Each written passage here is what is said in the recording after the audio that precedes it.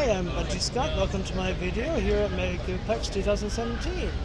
I'm doing this in 3D and also in 360 video using spatial audio and also binaural audio at the same time. So wear headphones and you'll enjoy the experience better. Anyway, thanks again for watching and see you again possibly next year. Cheers.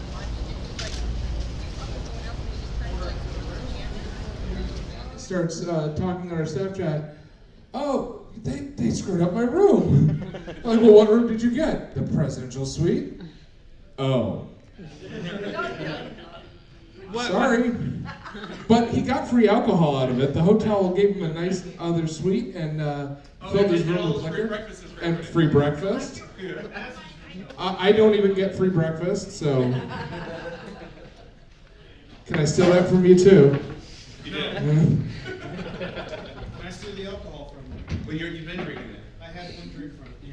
Well, guess the honor stole it. So go up there and get it. I can't drink all of this. I can, but like. Oh, this is a bad. Well, it's not tequila. Chug. It's not tequila. So. Oh, there was a chair up here. Hey, we got some Well, now you have a second chair. Oh Just dear. in case the first one doesn't work for you. So. I'm not part of this, by the way. He's just going to sit up here and drink, and I'm going to have to carry him back to his room again. And will he remember tonight? What? And he doesn't remember last night, so. So this is. Chug.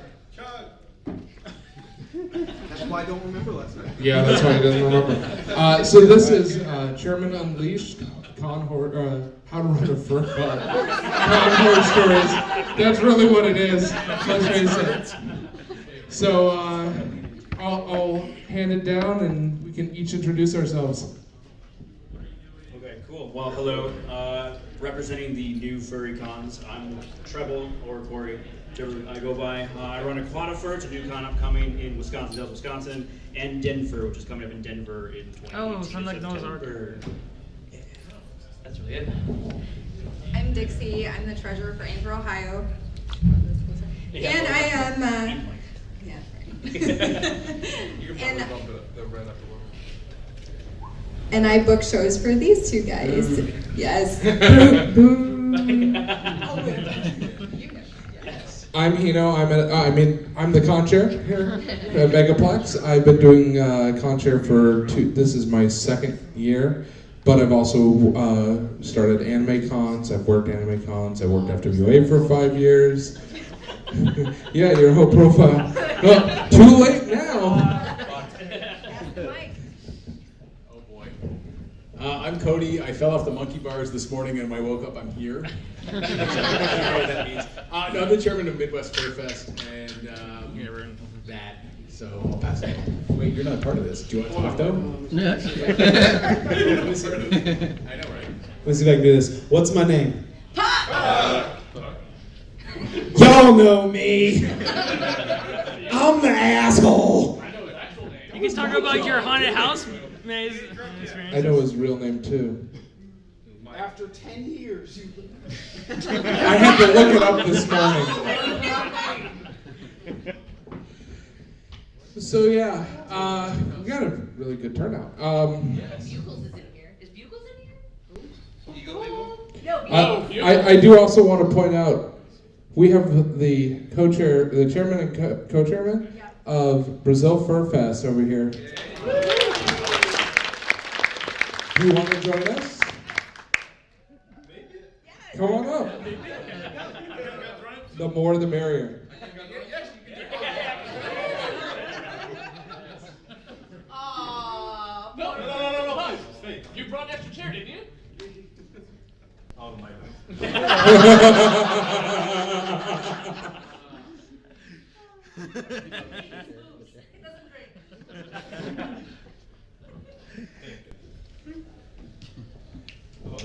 Take a swig of some jab. Yes. Hello guys, I'm Danny. I'm the chairman of Brazil Fur Fest. I think you told you this already. I like your computer. And we are hunting for the second year, this year. And pretty much Brazilian fur fandom is small compared to the United States, but we are really glad to be here to see how real FurryCon works. Because things in Brazil are a little bit crazy, but it's good. Yeah, I think that is it. So, we're letting him near electronics. My bigger concern is, isn't there like a law that says, you know, firearms and alcohol? Just gonna say.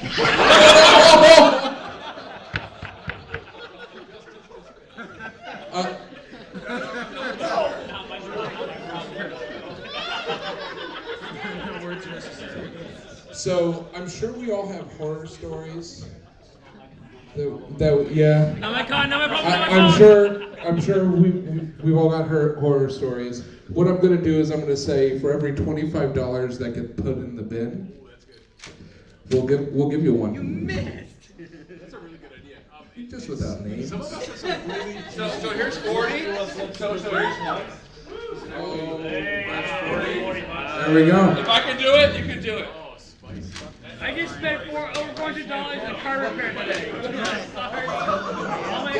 Bye-bye. What do we got? 60. Is that 60? Yep, and we're at 60 bucks. $60. At That's at least 2 stories. Okay, so we've got 2 stories so far. So I guess I'll start off with one. Yeah, he is definitely a horror story. I had to carry him home, or back to his room last night. 80. That's 3. 100. 100. 4. Oh. There's some serious dirt up here. Yeah. Okay, so several years ago, we had an individual who I don't know if you remember the Worldgate Hotel. When one of the years that Kage was here, we had a gentleman begin preaching in the lobby. Yep. He was reading from the book of Kage. What? He was reading the Bible, he replaced every word Jesus and God with Kage. When the cop showed up, he wouldn't stop. When the ambulance showed up, he wouldn't stop. They actually had to carry him one arm, one leg, one arm, one leg. 4 different people. Oh, big wreck. Onto a stretcher and out. How intoxicated was he? He was sober. He was Baker acted. That's. Marchman. Paramedics took him. It was Marchman act. Obviously no names. But yeah, so there's a story. Do we have anyone else up here who has one? Well, so it depends on what kind of story they want to hear. So, okay, all right. That is funny. Just trying to think here. So, we were joking about this earlier before I got here with the group I was with upstairs. I mean, you can talk about just heinous things. Large cons experience stuff the average attendee doesn't realize are things. And but some of that stuff gets really bad. We won't go there right now, but there's some funny things I can talk about. So our con suite director at Midwest Fur Fest, he'll be okay with this. 6 years ago, was caught in a hot tub having relations with somebody else and was asked by the hotel to GTFO. And we banned him until we realized that he would understand the con suite domain and how to actually dispense food and things like that. And so we knew him as well, sort of on the side. We brought him back on board. But that sort of always lives, that he was the guy that we banned because they did stuff in a hot tub.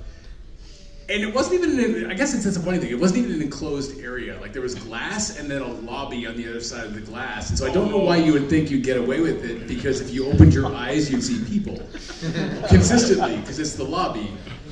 But they did it anyway, and it was kind of interesting. But yeah, that kind of stuff just goes down. They're only looking through each other's eyes.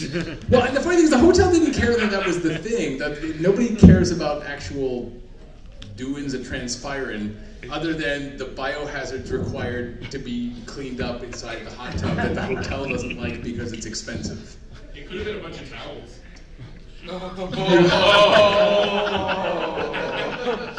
Yes. Yes, and actually I was going to say that'd be better, except it wasn't. So yes, good plan. Probably just dumped an extra chlorine into that. No, so the state of Illinois has very bizarre, well, not bizarre in a bad way, bizarre in the level of rigor, and then Illinois being completely no rigor on other things. You'd think, wait, why don't you care about that instead? You have to do a lot of really weird stuff when anything bio happens in the state of Illinois. So like if you're doing AIDS testing, we did this last year at the convention and realized that the hotel is very pleased with you being nice and offering the service to the attendees, but less pleased that you didn't tell them there was a potential biohazard. Not that we're doing blood, but anything to do with a test of anything, they start to go, oh, this is subsection this and this and this of the bylaw, and you have to go and deal with the hotel for this. So it's weird when you run a con that you start to get into state law, and none of us are legislators even remotely, because that's not why we're here. We're here because we're dress up like this. But you become very well versed in where there's really weird holes in state laws that don't make any sense. You're like, why do you care so much about this, but this you don't care about at all? Very interesting. So don't have sex in hot tubs.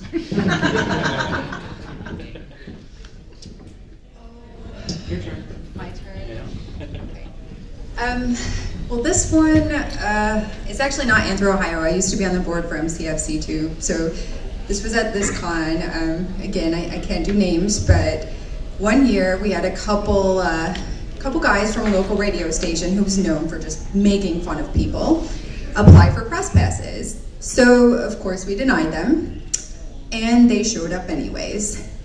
And we caught their regs because they had already given us their names. They rented probably the worst fursuits I've ever seen. Even worse than the ones that are at Walmart right now. Yeah, like they I don't know. It's like Halloween store grade. You can find monkey suits for like $30 at Halloween. Yeah. No kidding, dude. It's everywhere. So they were frightening. And then about 4 a.m. it comes to our attention that they were posting videos on Snapchat. It's okay. Bolliger. Bolliger. It's okay.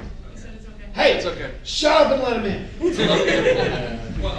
And they were posting videos of one of our transgendered guests, and they were making not so nice statements.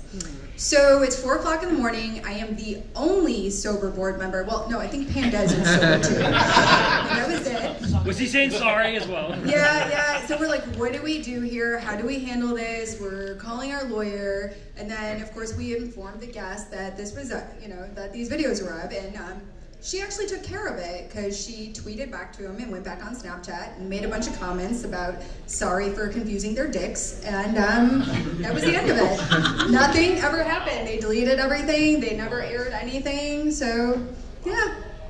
I love the lawyer thing. That's awesome. It's like we're going to sue you, and you start going, based on what? Humor me. Oh, that's a fantastic follow-up. Okay. Oh, con horror stories, geez.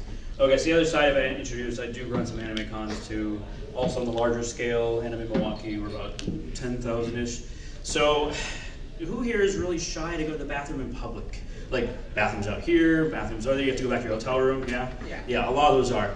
This one particular individual was not shy anywhere possible.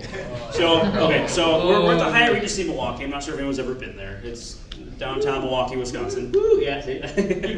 And in downtown Milwaukee, so I have to kind of paint the picture of how crazy this is. So there's, when you walk in, you walk to the first floor. And if anyone's been to MFF, it's kind of similar atrium style hotel. You walk to the first floor, there's a set of escalators, it leads up to the second floor. So on the first floor when you walk in, there's a lobby. If you're facing this way, the lobby's over here. I'm like, hey, how's it going, blah, blah, blah. Escalators go up to the second floor. This person, we don't know who they are, for 3 years in a row to this day has managed to, I don't know in a skirt, if they were in a kilt or something, has managed to squat down and shit on the escalator that leads down from the second floor to the first floor. And I don't know, and no one in the front desk ever caught it. No one ever caught it from our con, or CRT, which are a convention response team. No one's ever caught it coming down. And we're like, what's going on here? So it's the front desk people come up and the bellhop's going downstairs and they're like, what is that on the, they're like, oh my God, no. They're like, hey, Travel Corey, come over here. I'm like, what's going on? They're like, what happened? I'm like, I don't fucking know. I can't explain that. And they're like, it happened three. I've heard of it this was with Roombas and pets. it was Never. three years in a row, and I give the people credit. Like I would not be able to like pull my pants down from the second floor leading to like the lobby downstairs. It stopped after 3 years. Thank God for that. And we don't know who it was, don't know how. So it just some mass pooper. So Do you kick the guy out, or do you kind of go, "I'm impressed. How did you do that? Stop it. That's awesome." It's one of those scenarios where you almost want to like, where you want the thief on like your team to catch thieves. Yeah. There's no videotape of that. Your loss prevention team. Like you want like the people that are stealing your loss prevention team. Yes. Like I wanted that shitter on our security team to be like, how did you do it and how do we stop this? And then that was like the goal coming through that. It was impressive. Yeah. It's impressive. Yeah, super gross, but yeah. So that's story part one. I've got many more. Donate. That's good try. Actually, we have only 1 year of convention back there in Brazil, in that hemisphere where the water flows in the opposite way. Yeah, it's true. All Americans that go to Brazil do that. Go first thing, go to the bathroom to see if the water flows in the opposite way. I don't know, that's something you guys here in the United States really need to work with. Yeah, that's the goal, to go down. Yeah, gravity is the same. Yeah, anyways. We have some tales to tell, but most of them will be lost in translation. So don't get me wrong, I will tell a tale of an American going to Brazil for a fest. First of all, I love America. Second of all, I love Orlando, and you guys are amazing. I really appreciate what I'm seeing here. But we have one guy from California that is attending Brazil for Fest this year, representing United States. He's the only one this year from United States, unless there is still time to come to visit us. Anyway, he went to me and I want to go to Brazil for Fest. Oh, nice, come. But I need to know some information. Good. You need a passport and you need a visa. Oh, really? I only have MasterCard. That's true. I can show you the prints. And we were like, really? Yeah, but the guy is a youngster. He's 19 years old. Probably he does not know what Visa is, not on a brand of credit card. I think it's the only one I have for now. I'll throw one in. I'll throw one in. We've done the 5. If you want to hear more donations, $20. Oh dear. How many is that? 20. Just pop it in. I'll believe you. I don't believe it. It's $4 McDonald's. I can count that No, fast. he's too drunk. What comes after 5? You must still need to count before. No, that's 3. Tell me I'm that wrong. comes Is after 7 before 5 or after? No, 3 comes after 5. Semantics. No, that's Monty Python. And grenade. Okay, so 2 years ago. Actually, I guess this might be my 3rd year as chairman. I'm forgetting things. It was the last year at the Marriott, and we had a really good year. I mean, really good year. No noise complaints on anyone. Until the last night. Me.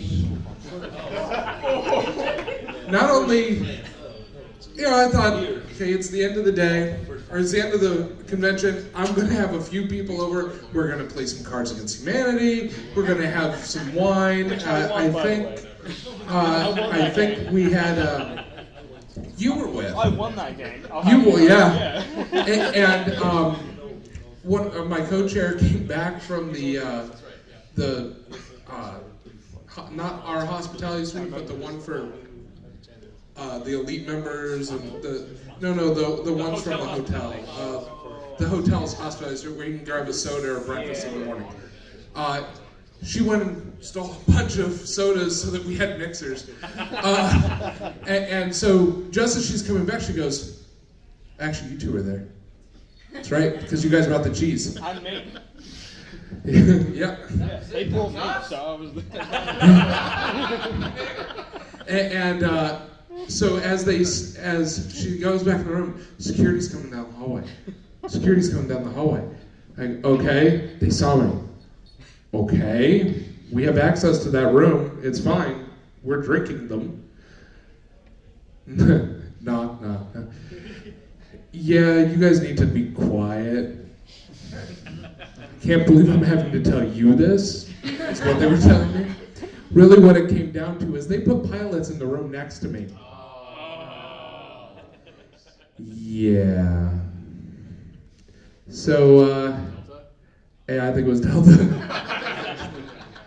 And hotels feel so And bad when they have to yell at you too. I looked at the security guards and were like, really? Really? You know this is the only night I get to party and you put pilots next to me. But if for those of you who don't know, the pilots have very little downtime and have to get a very exact amount of sleep or they're not allowed to fly in the morning. So we calmed down a bit. I think that was the quietest game of Cards Against Humanity we've ever played. While drinking. Yes, while drinking. And there was also some good whiskey and some bad whiskey. It tasted like paint thinner. Yeah, paint thinner. There was some great whiskey, and then the next bottle was like, okay, no, I need more of the first one before I can have the second one. It's usually the fourth bottle you get to that. I know there was one that tasted like. The worse it got. Yeah, I know. Yeah, and I think the most expensive one actually tasted like cigarette butts. Yeah, good time. At least it was Admiral Nelson Spice Rum. Admiral Nelson. Oh.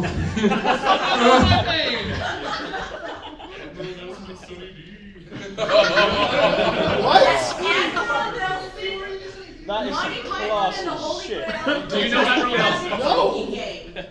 Okay. Kraken, Good. Captain Morgan, Yeah, I'll drink it. Admiral Nelson. Is it affordable? Plastic bottle, You get $1.50 a handle. 175 liter, $12.99 at Walmart. 2 gallons for $15. Sign my ass. Back home, No. back home, that was the stuff where the kids went down to the off license to buy for like £2. This is actually So really It's like a cheerful it's what turnaround, 16-years get drunk Like on. we're all like these assholes like this, and she's just like, Yes, very. And then serious. That is the only thing I have ever had a payout. Tequila for me last night. And only 10 shots, and I had a hangover from it. I had a Okay, so like these guys here, I also staff anime cons. Are we just really insane or something? Yeah. Yes. Yeah. So this one happened this year, and I staffed a con called Midwest Media Expo, which you guys know this story. 3 days before our event, which is about a 4,000 person event, our hotel says, we don't want you guys anymore. Oh. Canceled the contract because it had switched hands, new owners. So they wanted, at first they tried to change our terms. A lot of different conventions pay for their con at the end. And they said, well, you need to pay up front. So our convention chairman went to the con to pay up front. And they turned him away. They wouldn't meet with him. In fact, called the police to have him leave. Yeah, they had him escorted out of the property. Wouldn't meet with him. So we're like, well, what do we do? And we have, just the guest list was insane. In fact, these two guys were at it too. We had a huge guest list, all these voice actors, John St. John, just insane amount of people that were coming, Billy West. So within 3 days, Now the realization hits. yeah, within 3 days, we managed to book another location. Very small, like video games in the lobby. We still, they performed, MC Chris performed. It ended up being like a really good con. In fact, a lot of the furry fandom came out and showed huge support. But, the kicker is that they decided, and we're advertising to furries here to call it Not Con. NOTCON. And I looked at Morgan, who Morgan is also the chairman. He's also a furry. and I was like, do you realize what you what are you did? doing? So, and then during their show, we've got people, you know, Fox and Pepper, saying, we're watching that FAP show at NotCon. And that's what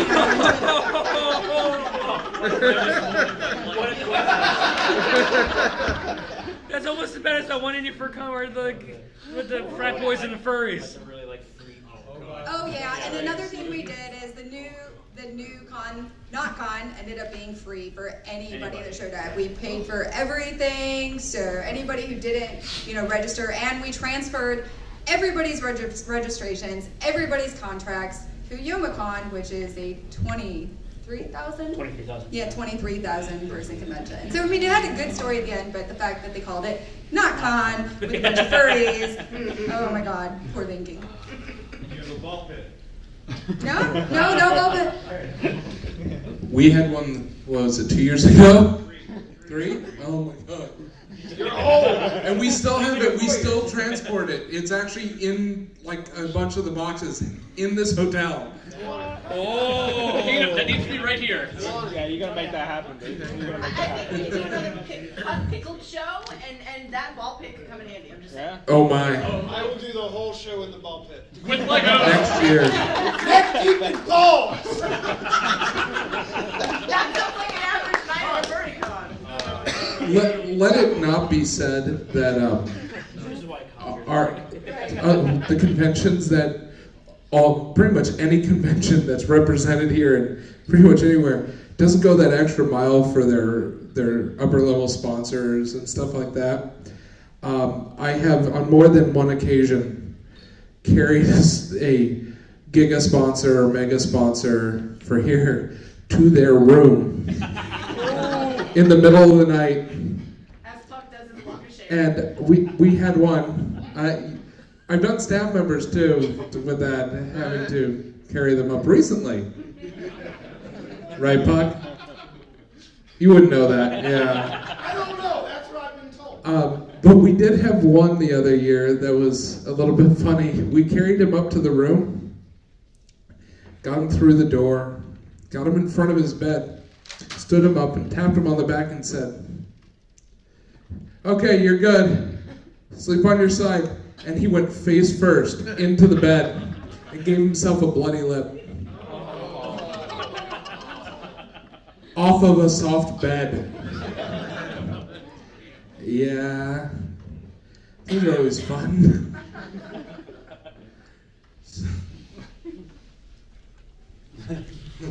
I'm probably gonna need it.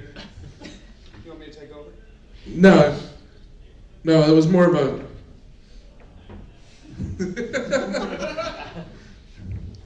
I'm afraid if I didn't drink that stuff. Oh no. I'm clam juice, tomato sauce, and whatever else you mixed into there. Juice, tomato sauce, hot dogs, habaneros, Mangoes. Pickles. We get a Carolina Reaper in there. That was Death Cup. Death Cup. People got to shoot cups with numbers on them, and the one that they managed to impale with the Nerf gun, and they did impale, represented a item that went into his blender. He raised $500 for charity. Yeah. That's $500 closer to me having rainbow hair at closing ceremonies. How much do we need to do to acquire that? That's $10,000. What are we at? I think. We don't know yet. $505. Yeah. You know. I've already been told I'm getting rainbow hair, whether I like it or not. Yeah. We're at about just under $2,000, I believe, from yesterday to today. Oh. So at 2,500, you straight From when I got Does that get to $2,000 at that point? News story. Okay, does anyone else here have a story? Yes, he does.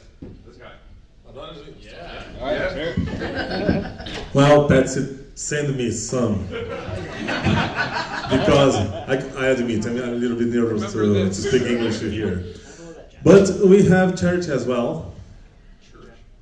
We have church as well in Brazil Fur Fest, and we raise money for pets. How can I say? Dogs, cats.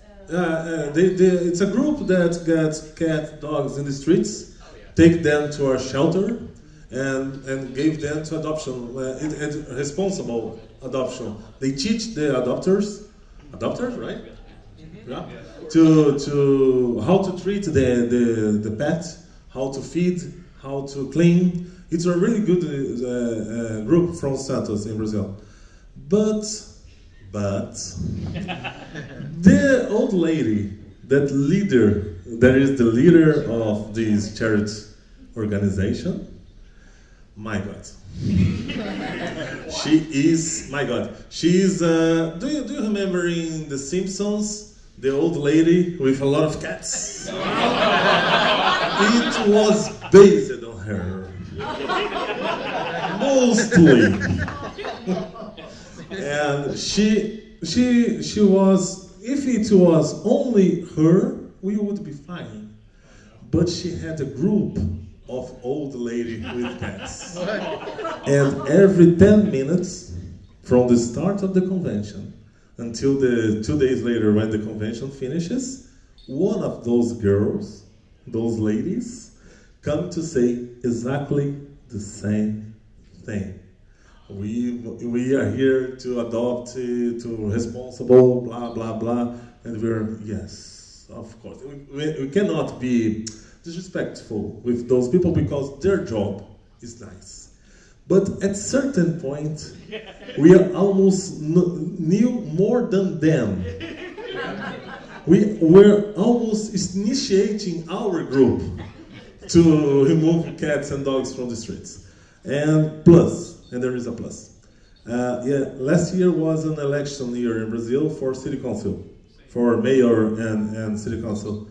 And all of those groups in Brazil have one representative, a city congressman, let me say like that. And of course, she take a lot of flyers of a candidate inside the convention. And I look at that and say, no, you're not doing this. And no, but this guy is good. This guy is the only one who cares about animals, and I don't care about him. This is not a place for political campaign. I think the furry convention is a place for fun, for raising money for charity, for a lot of stuff, not politics.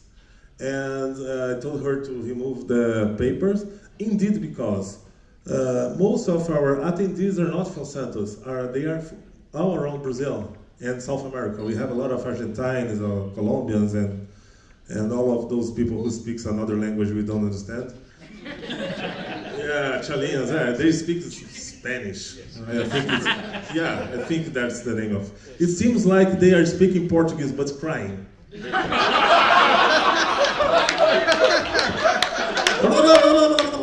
And one thing I don't understand about Spanish is why you need to put your tongue out of the mouth. It's weird. Yeah. Sorry. I was only impersonating. Sorry. I don't talk like that. And indeed, there is no people from the city Actually, there are few people from the city in the convention. So why you bring these politicians stuff to here? No, they must know. They must go to their cities and show there how things is done here. And I told her, if things are good here, why are you still taking animals from the streets? And that's my boring story. I really tried. And by the way, we have a name for women like that: crazy cat ladies. I have many in my neighborhood. Well, I don't think we've gotten any more donations.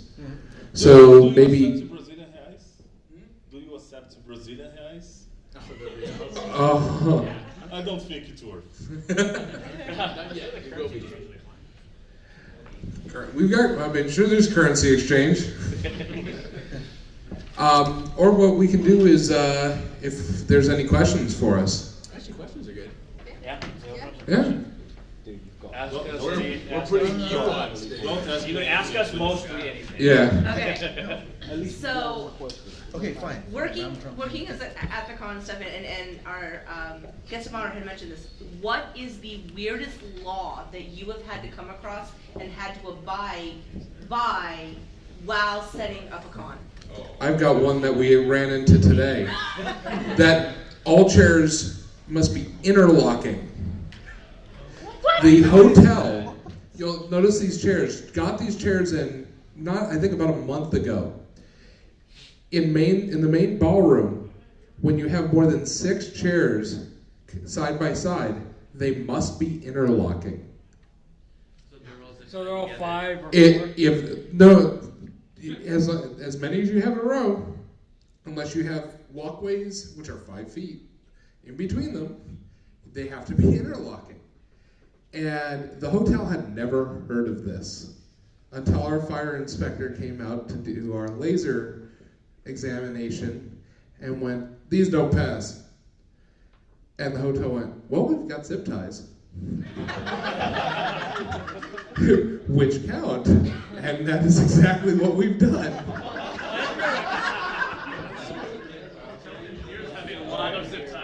Yeah, it is a really weird law.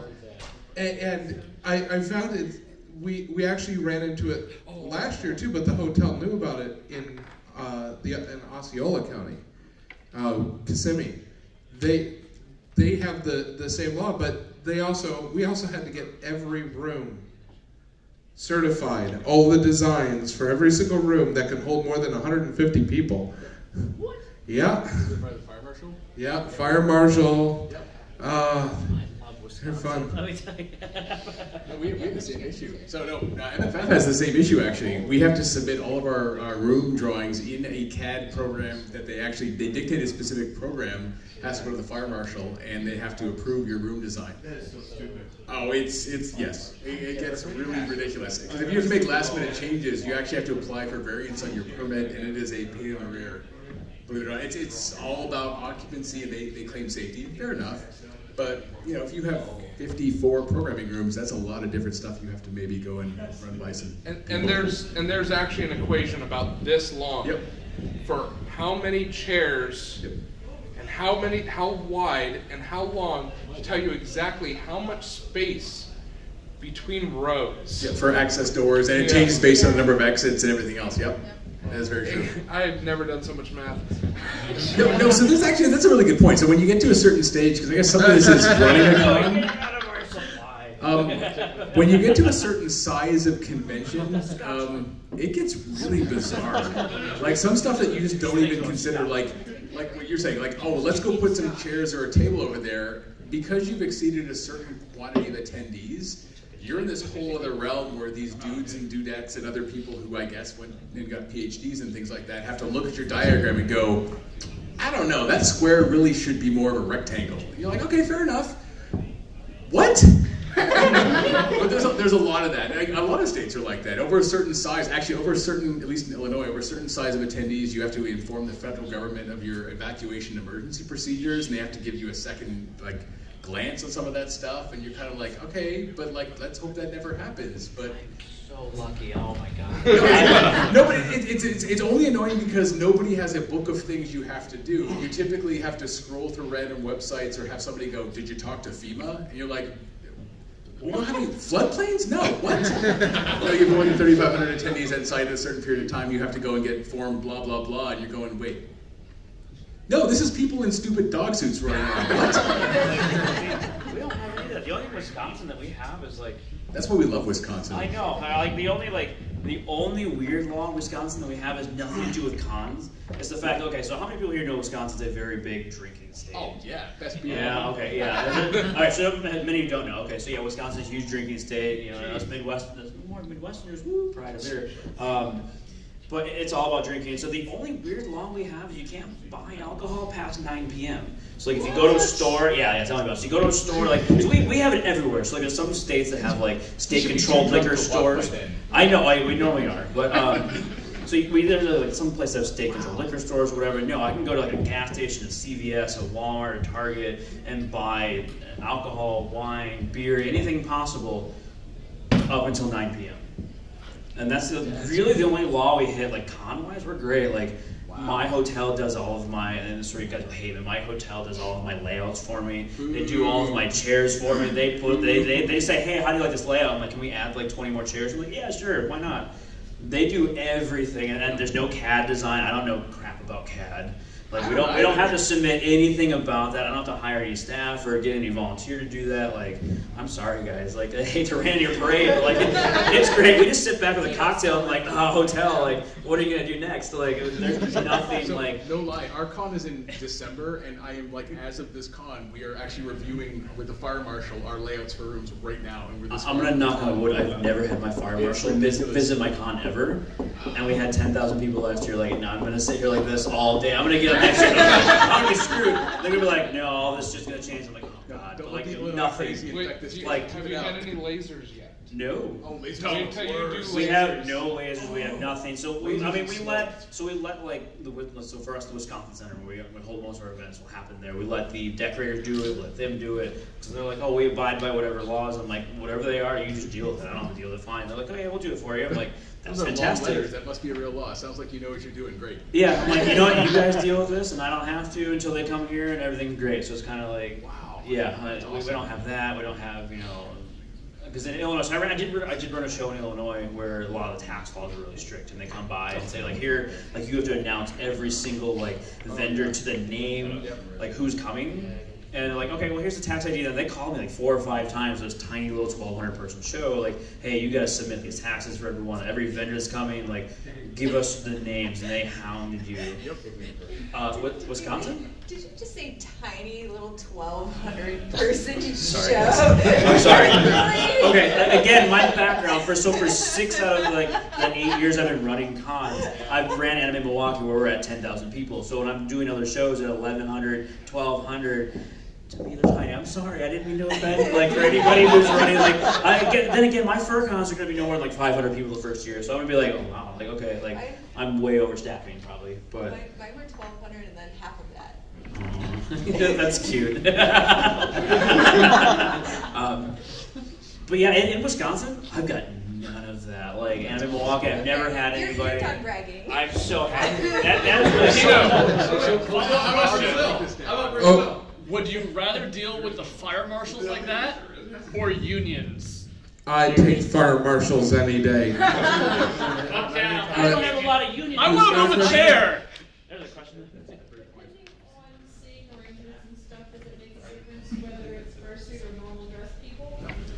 Not really. I mean, when you're dealing with large lecture rooms, you do have to account for the fact that there are some fursuits that are very large, right, Dan? I've seen a picture where his fursuit takes up the entire car. Car wide, yeah. Brazil, big butts, you know. Why do we like furry in a land of whites?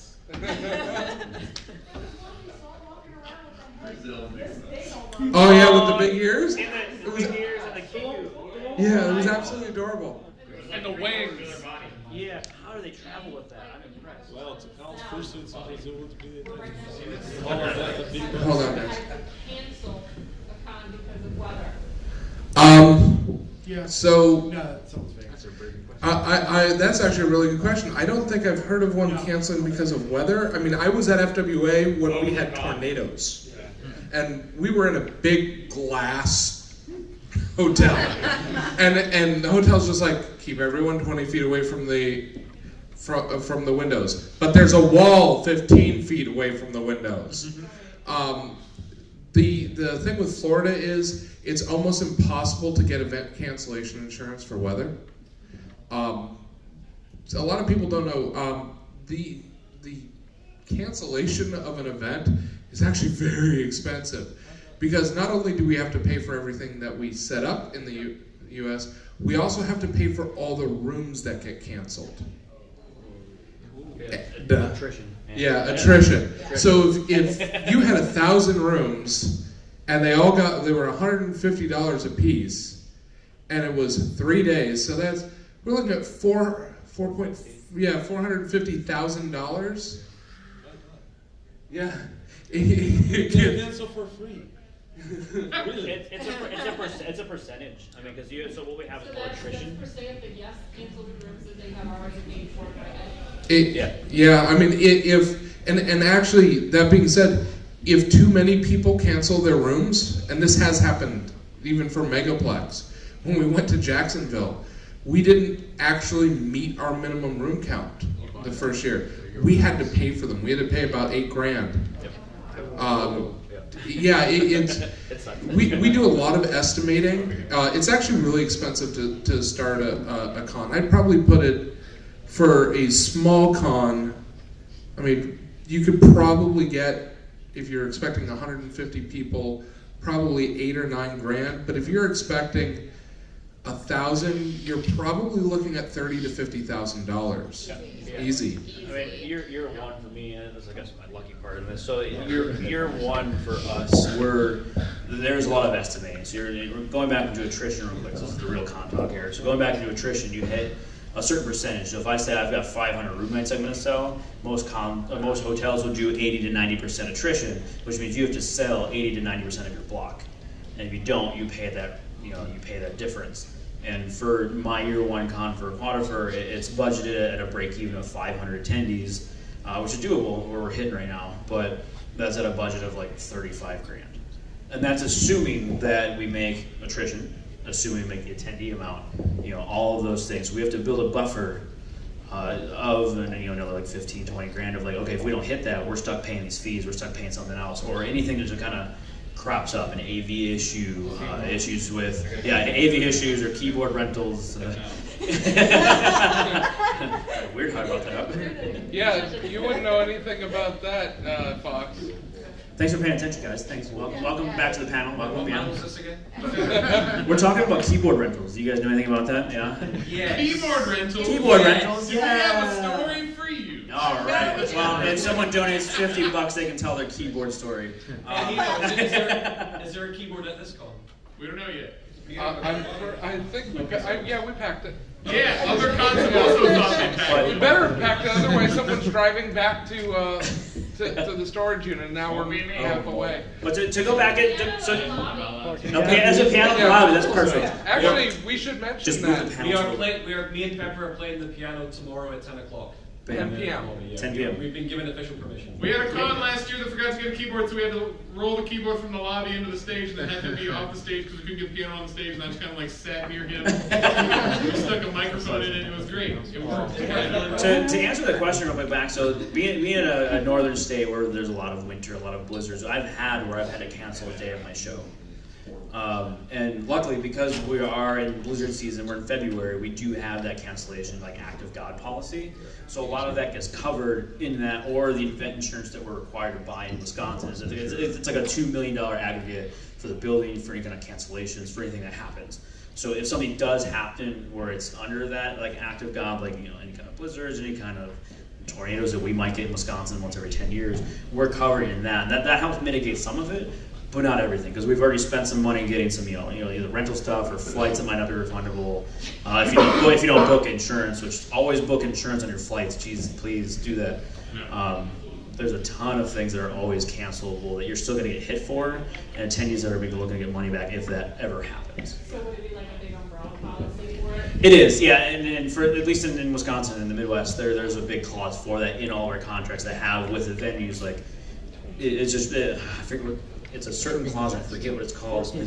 Force majeure, thank you, force majeure. Yeah, so we have that as like, if it says an act of God, like snow, rain, something keeps to where like the building has to close, then we're kind of released of that liability, like the room rental, anything that's happened for the show for that year. The hotels are able to do it because they've got their insurance. What happens then? Sorry, what was What it? if they don't make that decision soon enough? I don't know if any of us have. It wouldn't be your fault, but they decide not to do it, not to put the building. It's so That's a tough. It's a tough question here. Yeah, it's a tough question. Yeah, but realistically, so you never want to be in a situation where you're at an adversarial. I sound like businessy.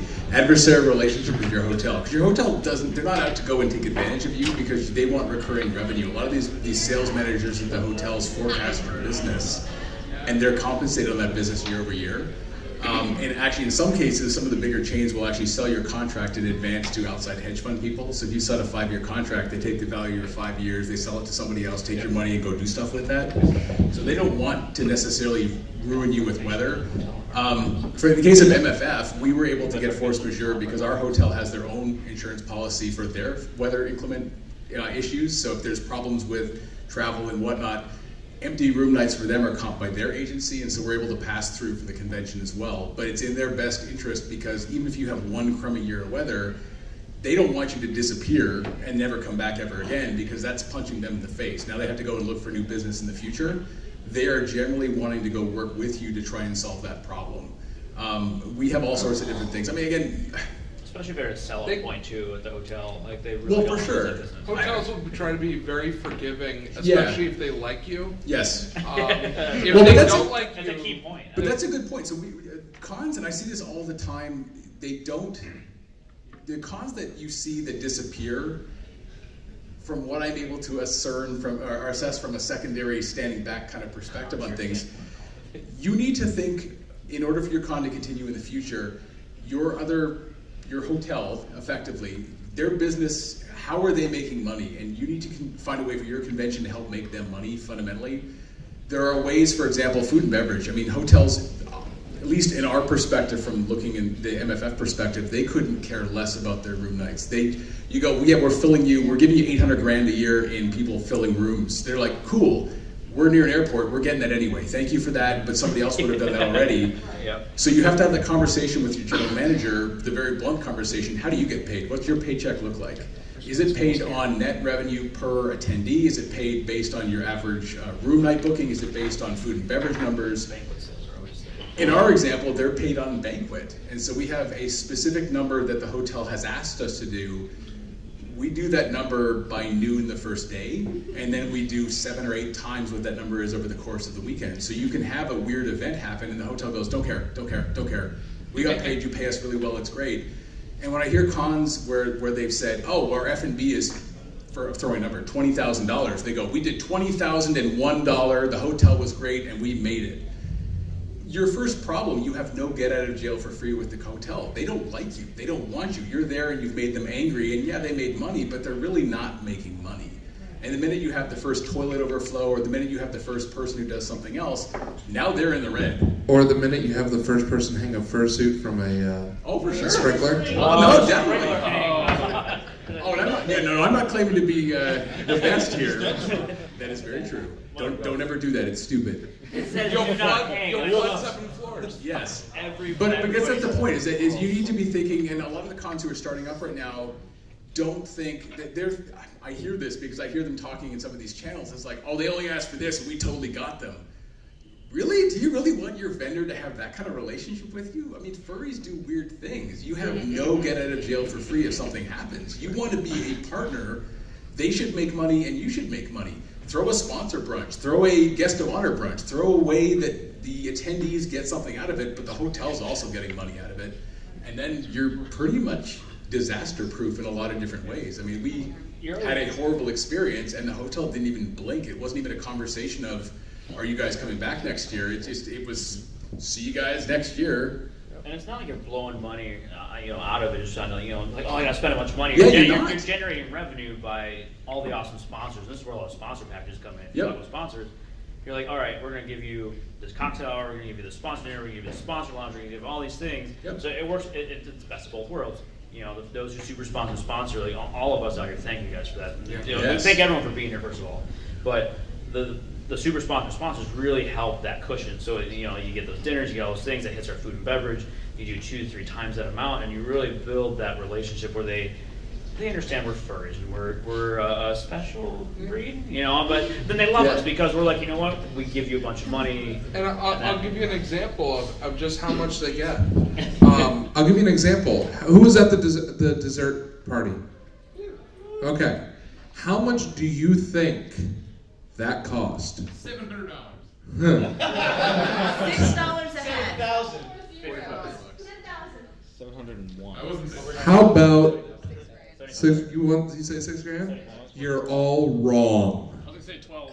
Try 24,000. That's a lot of ice cream. Yeah. That's $14 a head times 1,700 people. That's a brand new Toyota Civic. Yeah, it was great.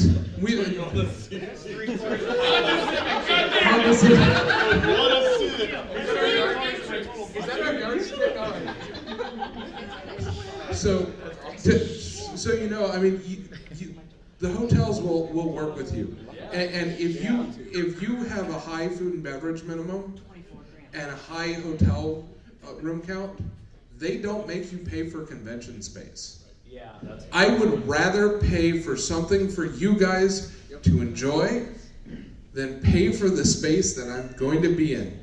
Because I have heard conventions recently that are paying $4.99 per square foot.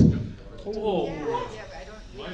Yes. It is ridiculous. Considering I think we have something like 53,000 without the new space. Square feet. Yeah. Oh my gosh. Can you just do the math? Yeah. I don't just want did the math in my head. I'm like, no. No. Well, it was good seeing you guys. What is your worst story of a guest of honor demands, and how did you deal with them? This is an interview. You're being interviewed right now. I haven't been part of for when we had the external guest of honor. So we each have our own beliefs on who should be guests of honor. Some conventions go to give back to within the community. Some conventions go to bring people that have affected the community from outside. Anthrocon tends to do more of the external. Megaplex in recent years has done more of internal. I mean, I don't think I've really had a horror story on those yet. I mean, we did have one guest of honor. I'm trying to remember her name off the top of my head that had to cancel. Mary Mouse. No, Mary Mouse was here. Yeah, Fable Fire, because of medical issues. But she was actually really kind. She actually said she was the first 200 people that sent her a reference and a picture of their con badge from that year. She did art for.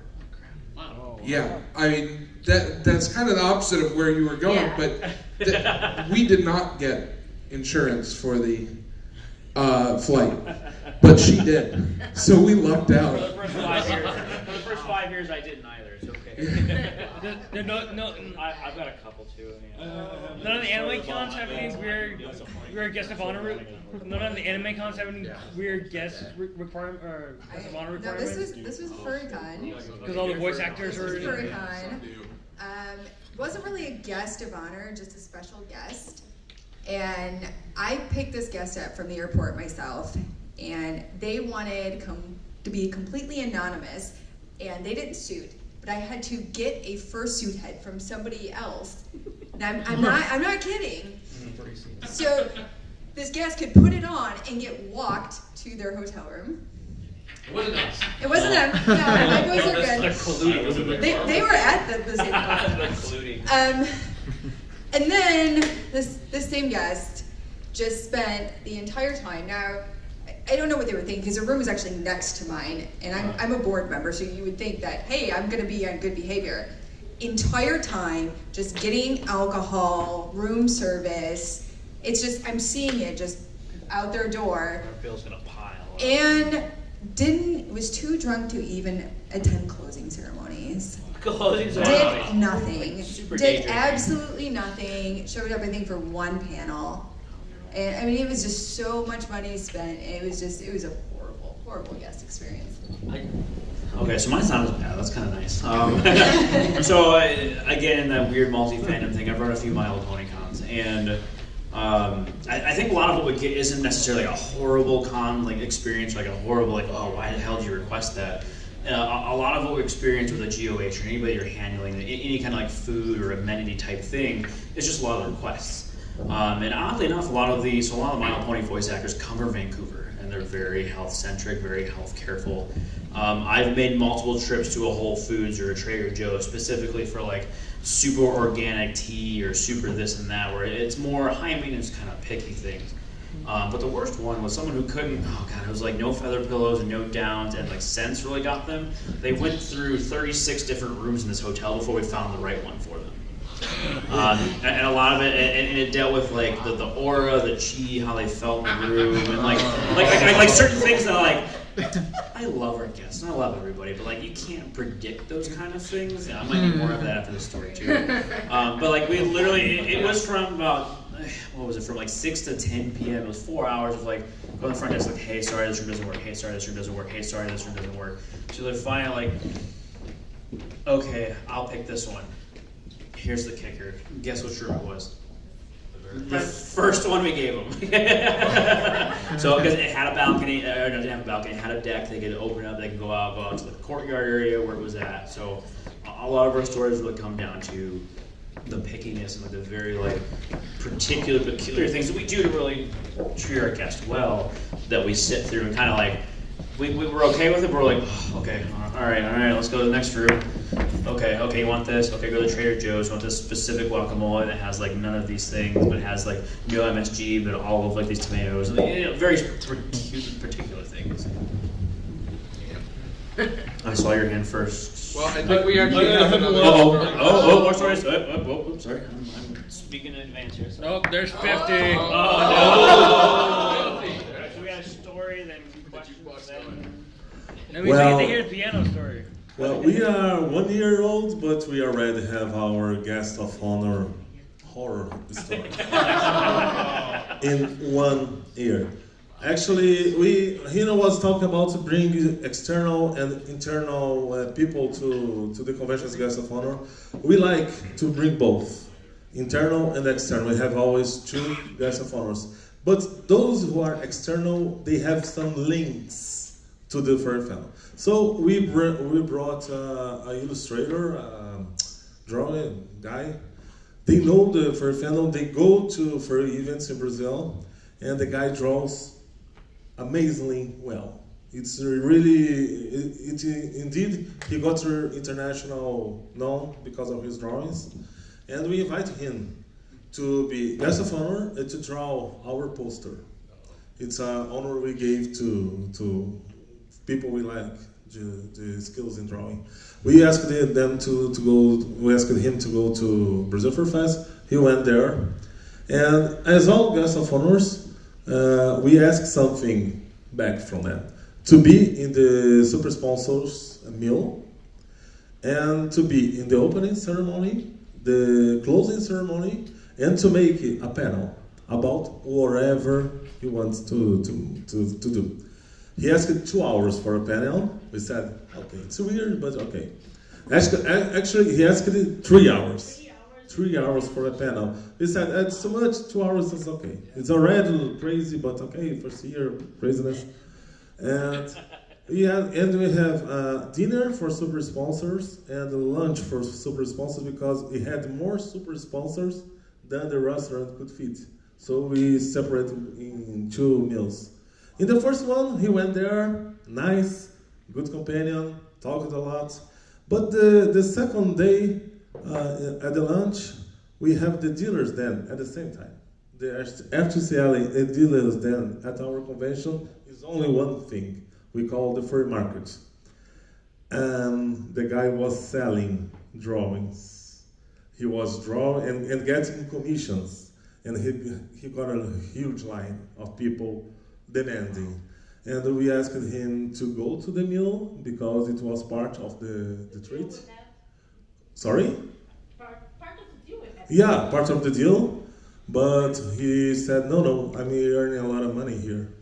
I can go upstairs to the mill. And Patsy got really crazy. He started to say a lot of bad words. Yeah, Letty Vixen, you know Letty Vixen from Orlando? She was our guest of honor too. And Patsy started to say a lot of bad words. Thankfully, in Portuguese. Puta que pariu, caralho, filho da puta! And Patsy, please, don't. Translate you.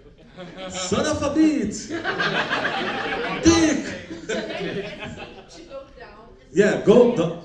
And I said, no fucking way. If I go down there, things are gonna get ugly. You go there.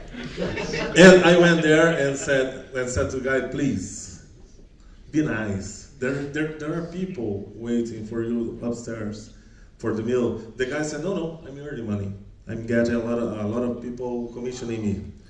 Actually, after this, indeed, he said we were earning money from convention. There's not two. Our convention proudly is not profitable. No, it's not Actually, we have a huge debt every year, and we are proud of that. Really proud. And the guy was telling we earn a lot of money with convention. In the case, he was the only one who got a big money from the convention.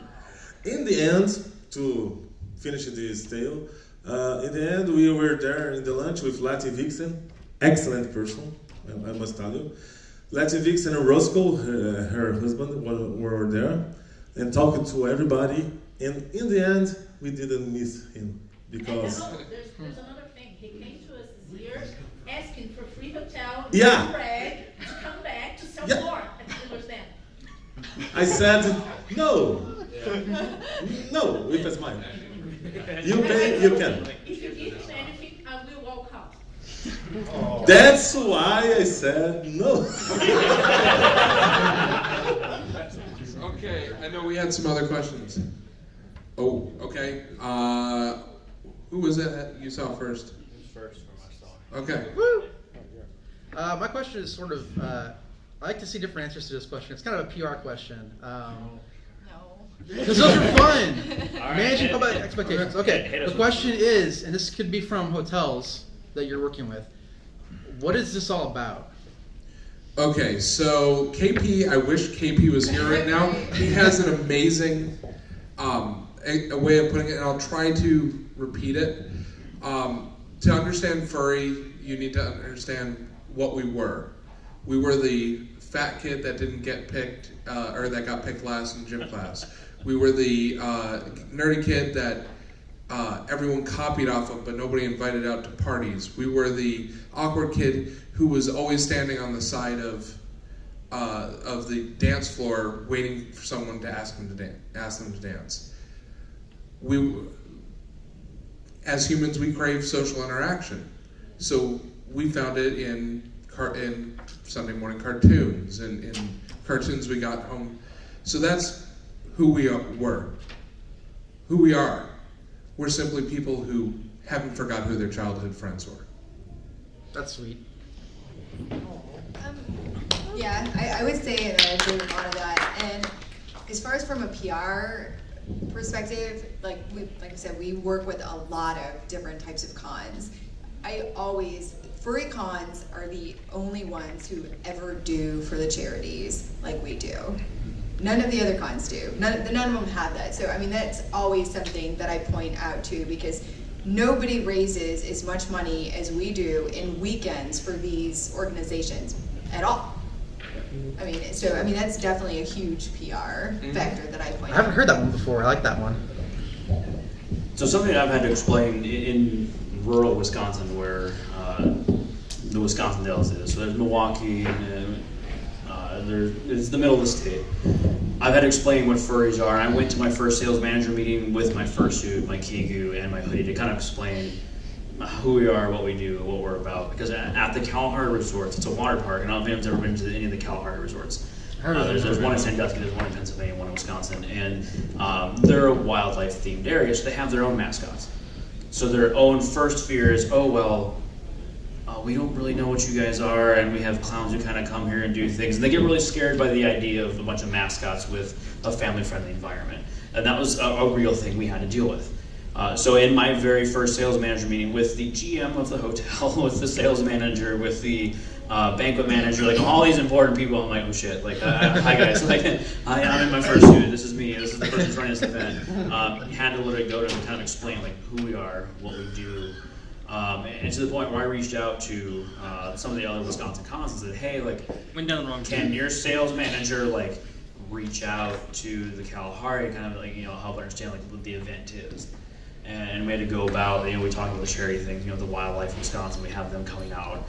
We talked about just like, we're people who like to dress up in animal outfits. Like, it's literally just like that simple. Like, this is what I do. Like, here's me, guy with a master's degree. And here's me as Treble, a cute corgi who likes to go like this and dance around. And really explain that to people. And that was really, they're still getting it. It's a rural area of Wisconsin, so they're still learning it. But it takes a couple of years. As a first year con, and I'm not sure if you guys experienced like year one, they're scared. Yeah. They're kind of like, ooh, like I don't know what to do. Like how do you build that? And that's really what you have to explain and just kind of understand what we do in our culture. Well, and we actually have some of the same issues here, but it's a little bit different. We've got Disney, and that actually we're not allowed to walk over there. That's actually severely limits the hotels we can choose from, because any hotel on Disney property, you cannot be in character outside of the hotel. In fact, some lobbies you can't even be. That's ours. Yeah, and the reason for Disney here is they don't want people competing with getting confused and thinking that this is a Disney character. So much that. Yeah. But that's all we got. It was like, oh well, we're afraid your mascot's going to be part of that hotel, so you have to stay in your content or space. It's kind of sequestered. So I mean, it's sort of the jerk way of maybe answering the question. I mean, we approach it from the business side. You guys have P&L. You guys have people who get paid. We're making money for you guys. Bottom line, right? But I mean, that sounds jerky. But if you're talking to a sales manager, he doesn't give a crap what kind of garbage you wear or whatever you do. The dude's looking at a spreadsheet. So answer him with a spreadsheet. Or has seen PavCon. Well, yeah, but no. So we actually, so after the stuff that happened at Rocky Mountain Furry, which was unfortunate, we did have our general manager kind of grab us and say, I hope to God that there are not going to be a whole bunch of people doing this crap here. Well, whatever it was. It doesn't exist anymore. But we had the same sort of challenge. We had to explain to our general manager that that's not what we do. And you come across and you present yourself professionally, and you almost make them embarrassed for asking, because it's an awkward question. The minute you start to represent yourself or believe that you are not a real business or a real opportunity for them financially, they smell it and they pull it apart and they rip it apart. If you approach it like you are a business, you are doing something legitimate, you've thought this through, they get really afraid to dig deeper than that, especially if you start to build a track record behind it, because you're guaranteed revenue. I mean, these guys have other things to do with. They've got 360 whatever number of days a year to fill the hotel. I don't want to go and spend my time with you if you're cool. Great, I'll go somewhere else and go spend time selling money elsewhere or selling time elsewhere. And I mean, again, I'm not trying to sound glib or jerky about it, but that's I think, the way that we've at least been able to skirt some pretty nasty things in the past.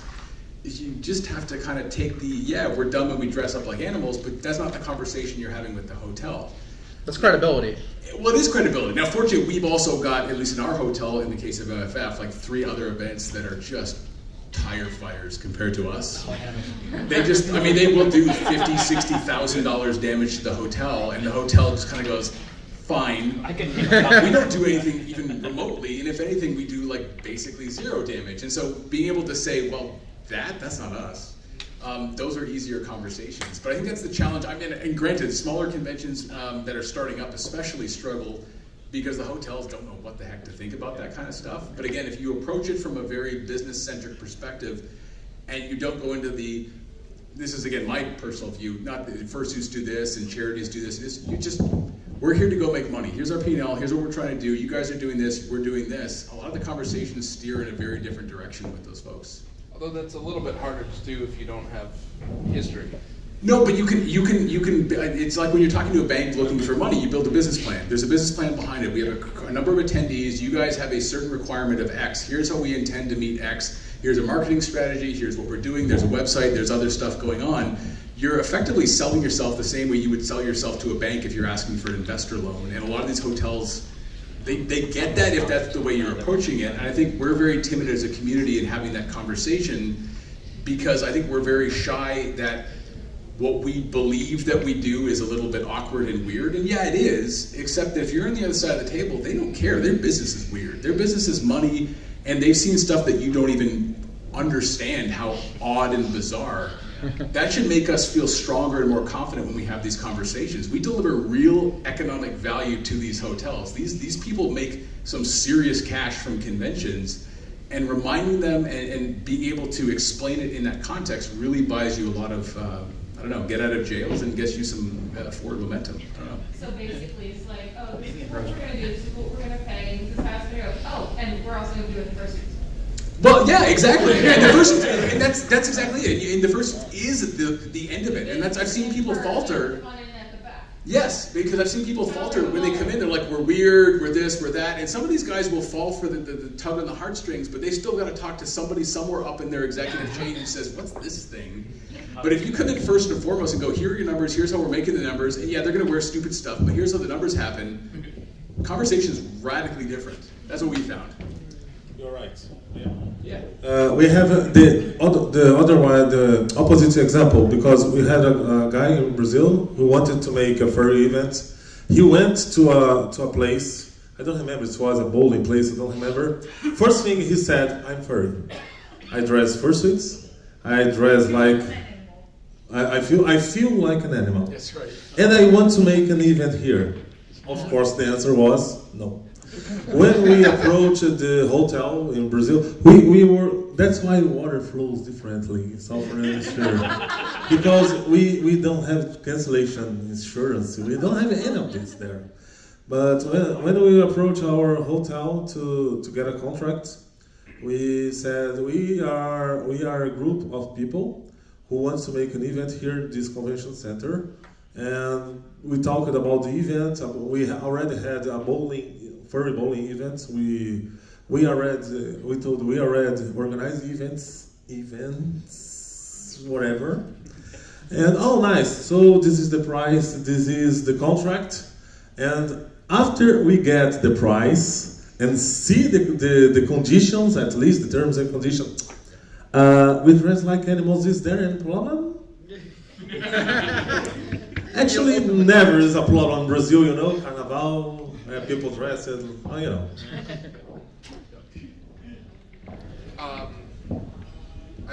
I want to ask you your question, but I know there's two other people up here. Okay, who? For your first ever convention for Megaplex, how did you advertise, and if you know, how many people came? So, first off, Dixie has to go, so.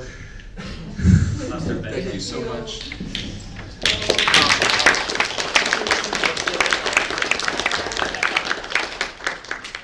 It's, I don't know, 120. The Megaplex is kind of an interesting situation. Does anyone here remember Furry Spring Break? Yes. Okay, so there was an event in Orlando called Furry Spring Break.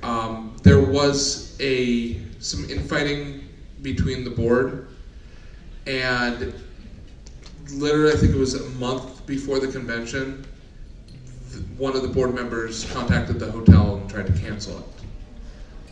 The other board members caught in time and actually created a new company, Puppet Live Experiences, or Plex Inc.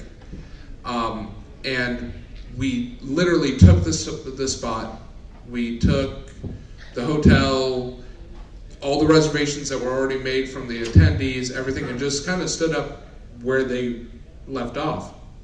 And that's largely thanks to Yappy, and definitely NKP. And we still have actually quite a few staff that are still around from 16 years ago. It sounds kind of weird to say it's really been that long. obviously, I wasn't around back then. We actually were in this hotel year 4 and 5 under the Sheridan, and there were mirrors down that hallway that we had registration. It was god awful. But those years, all we had was the stuff in the lobby. We didn't have any of this or the convention center. So to answer your question for advertising, it was mostly word of mouth. We're all members of what's called the FCLR, the Furry Convention Leadership Roundtable. What that is it's representatives from almost every convention, every furry convention, and even some that are borderline furry, around the world. Even that guy from Thailand? The Philippines. Yeah, that guy from Philippines. And we do, we've got our comm book, and you've seen some ads in there. Bless his heart. We do ad trades. I kind of want to know who this guy is. I know. He's a pen alone. Yeah. He's a You pen open the box alone. of crack now, you're gonna open the rest. You need to bring him. Yeah. Or not. But we trade ad spots. In all of our stuff, and that's really how it works. Some of us advertise on for Affinity, but really pop-up blockers kind of kill that. Yeah. So you really don't see a return on investment on advertising online too much. It's word of mouth. It's having a good con.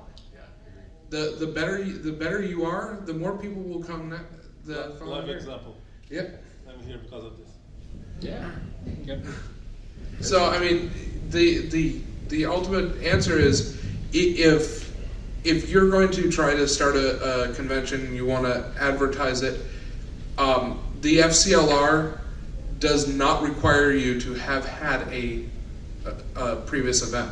They only require that you have a contract, and I believe it's 150. No, 100. 100, and 100 expected at least 100 attendees, and there is so many resources within that group. It's phenomenal.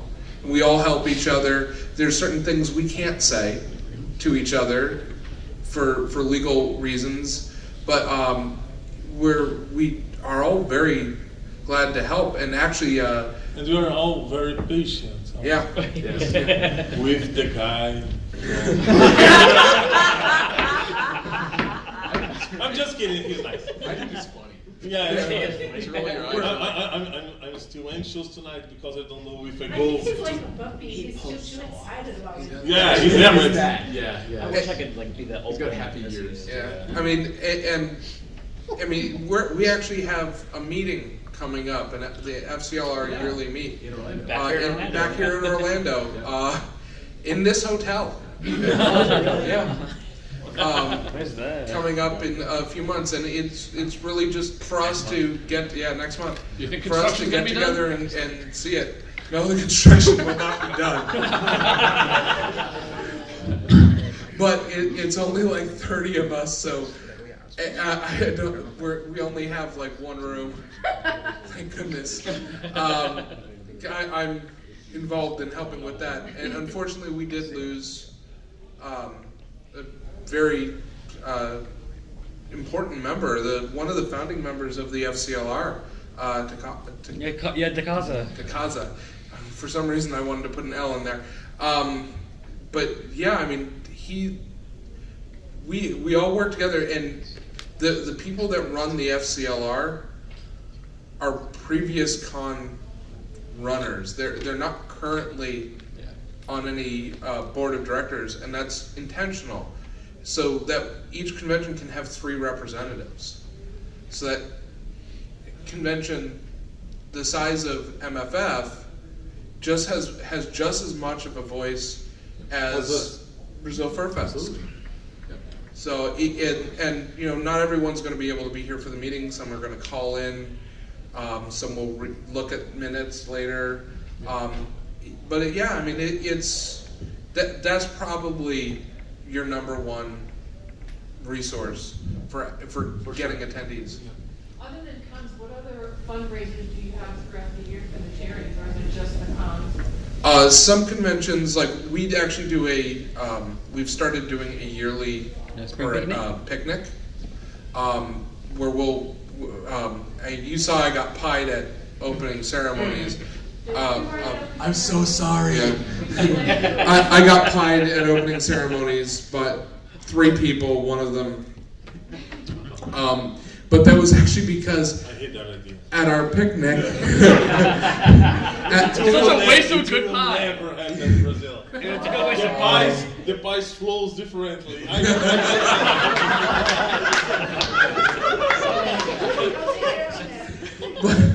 But no, I mean we do the picnic. It helps with it. Not only does it help with getting money for charity, but it also helps us find staff, which that's actually the hardest thing is finding staff.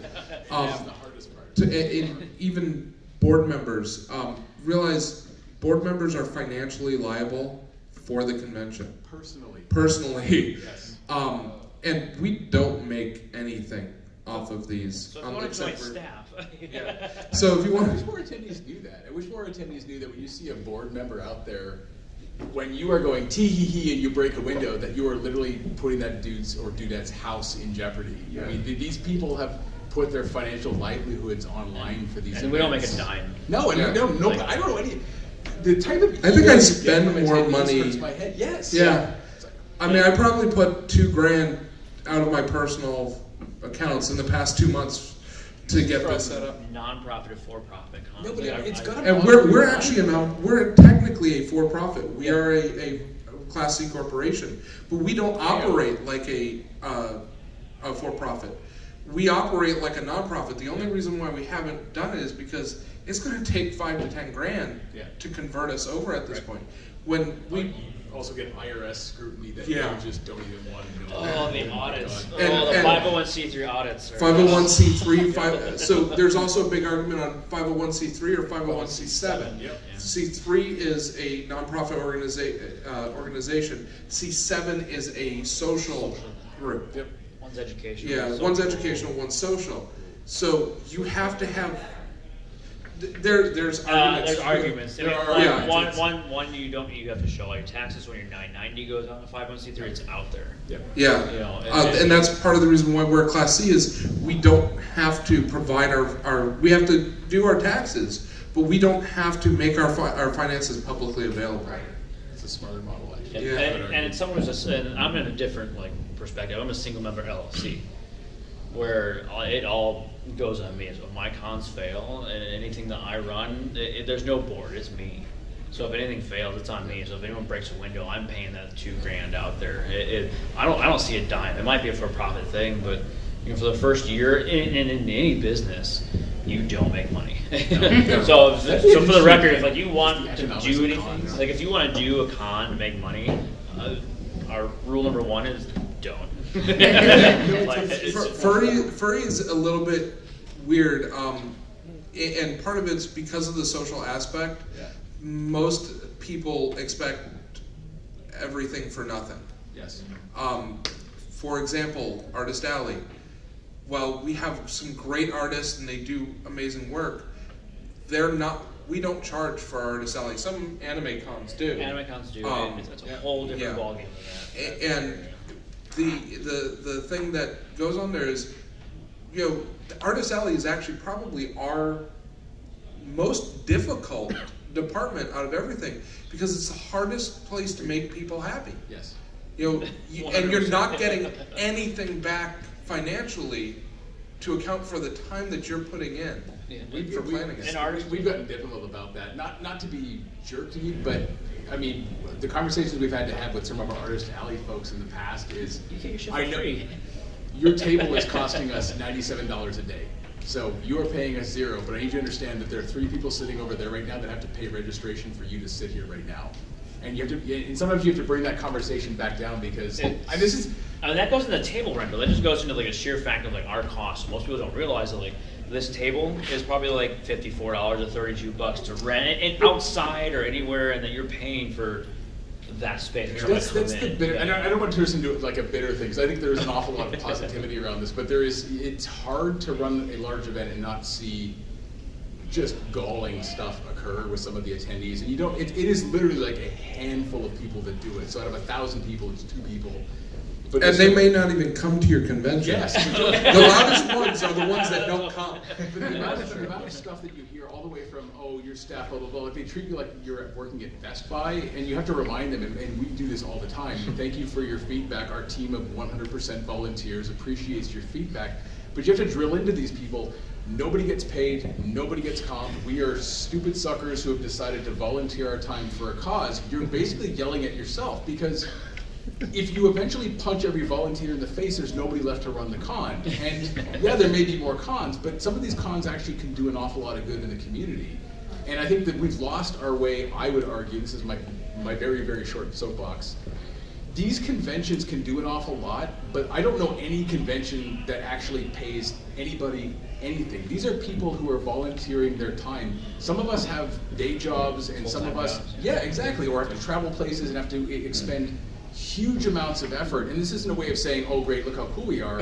It's a way of saying to some of these folks that when you're griping about, I don't know, oh, I have to pay $20 for power. Well, yeah, there's costs associated with this stuff. It costs 80 grand to rent a room. Where does that come from? Divide that by your registration. Your ask for something silly is 5 people's registration. And we almost have to boil it down to that point, that what you're asking for is those people over there to give you money out of their pocket so you can get what you want. And a lot of them say something along the line, this is the biggest thing that it's a little bit of an irk, is, well, how am I supposed to be able to get home? Oh, yes. Well, how did you get here in the first place? Right. And why didn't you already have a plan and the money set aside to go home? Do we have the same last Yeah, name? Am I your parent now? Like, and we love you all. Like I said before, we love you all. But at that point, we're like, really, like, we want all you guys as attendees, but why do you come if you can't afford to be home? The term we've coined is responsible adult. Yeah. You get your way here. You know, if you have to spend $10 a day at McDonald's, then cool, you do that. Hardship happens. Yeah. But I mean, Wendy's has 50 chicken nuggets for $10. Damn. Really? Yeah. This month, yep. That is awesome. All right. I know. Yes, I like that. That's a deal. All right. Someone posted that in the chat, and I swear, like, manager at that Wendy's must have had a heart attack. It's not a good Wendy's anyway. They're already slow. Crowd of like, oh my god, put some chicken nuggets in the front. We do warn there? all local restaurants when we come into a convention when we come into an area that our convention goers will descend on you like a plague of locusts. They will eat everything you have. The Subway will run out of bread. Yes.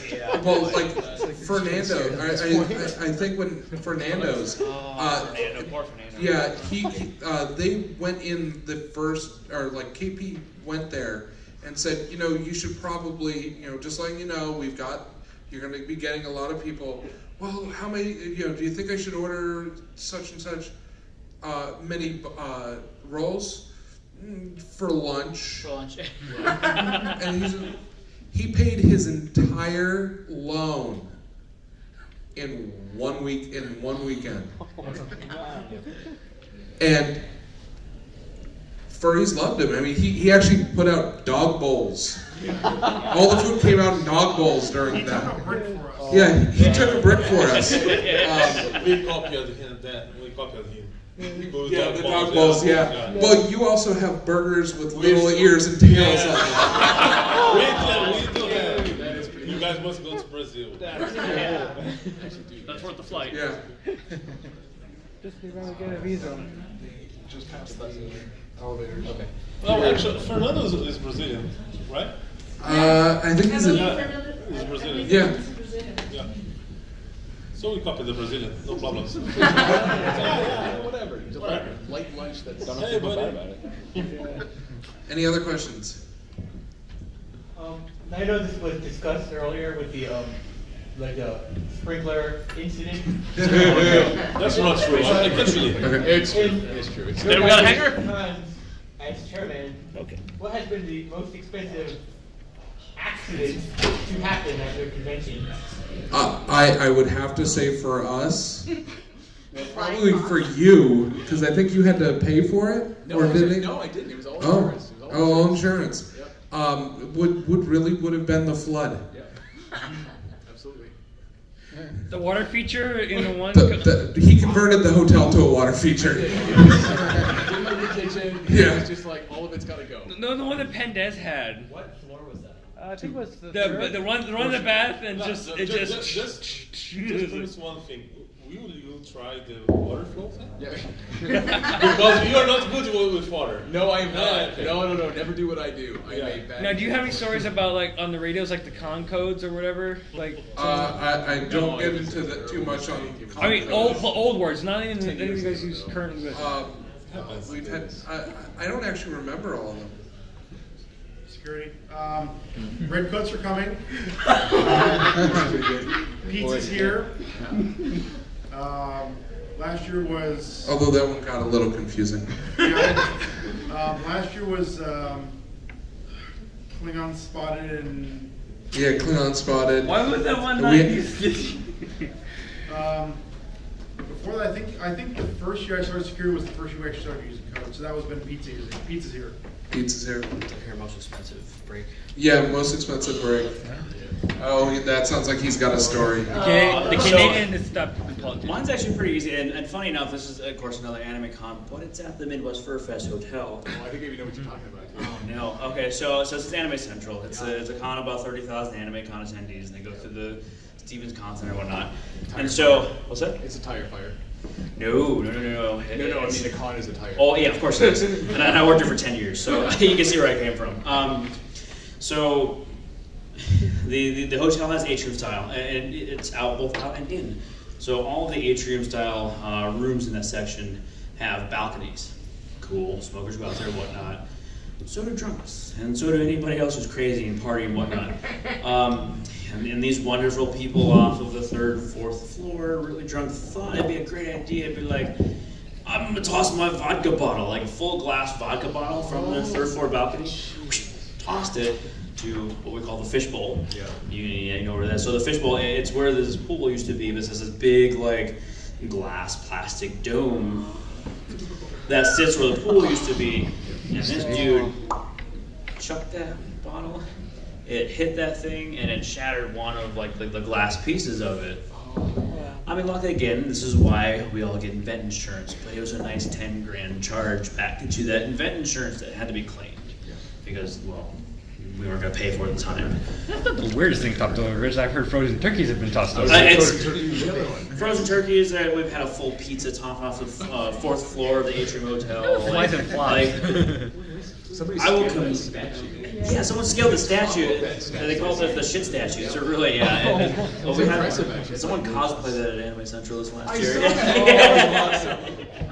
But so. Atrium hotels, if I have any recommendation, don't do one in an atrium hotel. 2, if you do, get event insurance. 3, glitter bombs are your worst nightmare. Balloons. And anything that, I love that hotel, and I'm so glad this stuff doesn't come across what we call the Cheddar Curtain into Wisconsin. But, Anime Central. They're why we get away with so much. Yeah, because they're way worse. So we all see the wonderful jockeys and their point. They post their things about drinking things out of Thor and stuff like that. What is your best story of having to deal with a shock jockey and how you dealt with them professionally? Since you heard one earlier. Yeah. We've gotten really lucky. I don't think we've really hit that. Or have you had the opposite, where you have publicity? Because I know Pittsburgh, they actually include the furries on their welcome to Pittsburgh. We actually had Fox here last year. That was phenomenal. Like, most people when they think of Fox, they don't think of, but we had, the press. We actually had Good Day, or I think it's Good Day Orlando, and they did a phenomenal. We took all the little clips during it, and they actually came to us over a Doctor Who event in Daytona. They're like, well, we could go to that, or no, we think we're going to come to you. And it went over really well, and I think the most difficult part of it was trying to get the recordings. They wouldn't give us the recordings of it, so we finally found someone who recorded it on their DVR and then posted that on YouTube. I think back in the Millipede Hotel, Bubble the Love Sponge was... Oh yeah, Bubba the Love Sponge, that's right.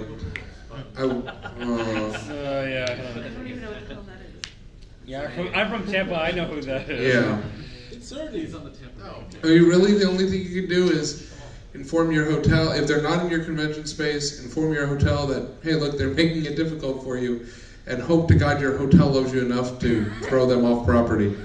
And if you have a really good, it goes back to having a good relationship with your hotel. We strive I think we all strive very, very heavily to include the hotel staff in ours. Yep. I mean, it's really an extension of your own staff. You were talking about Fred, right? Yeah. Oh boy. We had Vice. Vice at our con. And we made their lives a hell. We put 2 press officers over the Vice girls. We had 2 reporters from Vice. 1 photographer and 1 reporter. First question. How do you make sex in those clothes? I asked her, would you try? I have Sally here. You saw Sally? Some of you guys saw Sally. You can try. If you can, maybe I will try then. Because it's 20 kilos, I don't know, pounds. I use metric system opposite to weigh 40 pounds. Yeah, my fursuit weighs 40 pounds. So try to do it with a fursuit that is like individual sauna. Yeah, portable individual sauna. Try to pay 3 or 4 K. Yeah, try to spend 50 minutes inside of it, standing. Stop it. Yeah. Well, we're prepared for press. Actually, we had some furries we know very well, and we media training them to give interviews to all the press. We have a lot of press, but especially for Vice, because we wanted them there to ban them. We got I think you read the report, right? The report is the best report. I'm not Donald Trump, please. It's the best. China, but it's an amazing report.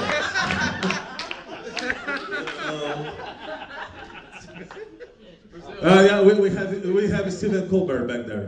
That's fine. And we get a report from Vice explaining the furry fandom. All of stuff for furry fandom, including, of course, the if part, but in a very nice and educative way. By saying it's Rule 34, Rule 34. Because Patsy, our co-chair, also was interviewed, and she said, if you go to internet and search for airplanes,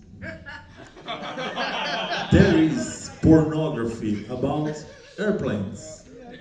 And why don't you go to the airport, get all those spotters, and ask them why they take pictures of airplanes?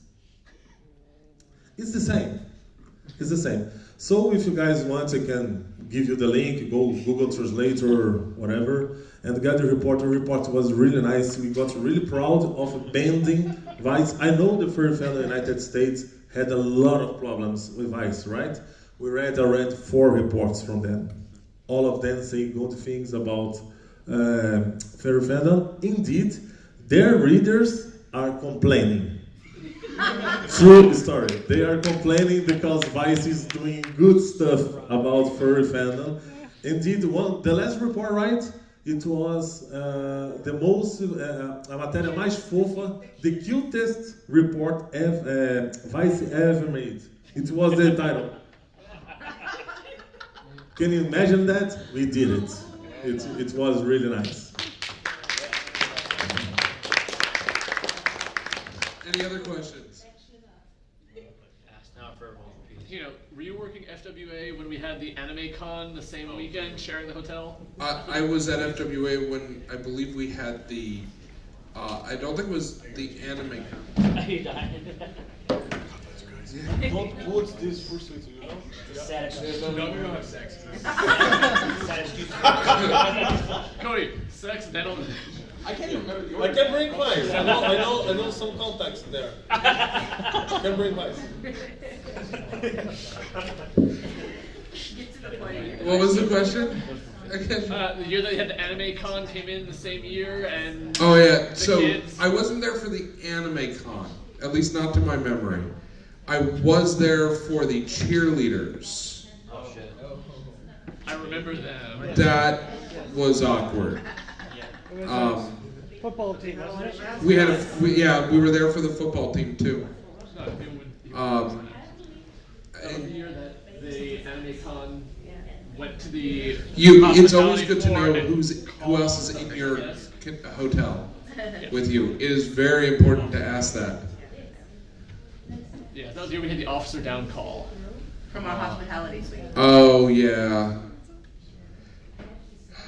I don't want to get into that one. At least you put a lot of money in it. Any other questions? Other guy. This is more of a, looks like a trolling question. Thank you for coming. Have a nice time. Bye bye, ciao ciao. Last the con, when some of the building would get the terrible sleep. Insanity. Absolute insanity. Just to give you an idea, we were talking about how much time we put, or that we put in a lot of time outside, and some of us have day jobs. I put in 40 to 50 hours a week for work. I put another 40 hours a week easily leading up to the convention. And then when I'm at the convention, that 6-2-1 rule? Yeah. It's very difficult for a senior staff member to get that. Not only from the nightmares. But this thing starts going off, and when it's not going off, you're wondering why it's not going off, or why. So true. I'm not kidding you. We sat down for dinner today and had 20 minutes of silence on the radio, and we all thought our radios had broken, or the world had ended. And we didn't even have our food yet, and we're going, if the world's ended and we don't get our food, we're going to be really angry. It's when the voice inside your head really stop talking. You're like, God, there's something wrong. Yeah. Like it's the calm before the storm. Like something's on fire. Someone's thrown up somewhere. Like something's got to be happening. Ambulance call. So then, why do you do it? Personally, from each of you, why do you put yourself through this? Insanity is normally going to be all of our first answers. For me, it's I want to give back to the community that gave so much to me, and also I come from a long line or a family of meeting planners. I went into the IT field. I still have all that experience of growing up helping them in 2,000-3,000 person meetings, and it's, believe it or not, I kind of find it fun. I mean, for 6 weeks after the con, I don't want to hear anything about the con. And God forbid you say something, because I will eat your soul. So at the Tuesday meetup next week, nothing about the con. I don't think I'm going to be that lucky, but. Oh God. Okay. So I'm that poor unfortunate soul. I run 6. So it never stops. It never stops. So I have 2 on the same weekend in October. So you're a masochist, And it got a little bit. And what it comes down to is that, growing up, I was that attendee who started an anime con. I went to Anime Central in Illinois my first year. And I remember walking in and you'd be 13, 14 years old, and the quote unquote weeaboo kid. I'm like, look at this stuff. And you see that on your attendees' eyes, the first con they go to, and they got that first con attendee ribbon, and they're like, I'm so inundated with all this stuff. There's so much going on. Like, what am I gonna do? I'm like, oh my God, like there's so much going on. Like, this is so great. I'm gonna buy all this stuff. I'm gonna drink all this booze. I'm gonna wake up with this hangover, and I'm gonna be great. I'm gonna do it all over again. And I'm like, that's what we live for. We love seeing that like hyperness, like that same energy that we had, growing up going to these cons, at least for me, that's what I see. And after you're done for that year and you're in that lull, it's kind of one of those, what do I do with myself? I'm not running. And once you staff a con, it's really hard to become an attendee. I have never attended a single con. I have volunteered or worked every convention I'm going to. I am going to MFF for the first time this year. I am on ConOps. I always attended a few in that process. And that's actually not that uncommon. A lot of people are like, I'm going to do this, I'm going to have fun, but I want to help out my community. And for me personally, it comes down to, I run 6 of these. I'm a masochist. I still I make fursuits for a living. So it's very entwined in my real life job with all of this. But really, it comes down to seeing that same joy that I got when I went to my first con for all these genres, for My Little Pony, for furries, for anime, for all the stuff that I've done, and it's that joy when someone's like, "Thank you for running this. This is my first time going. I've had this social outlet where maybe come out and hang out."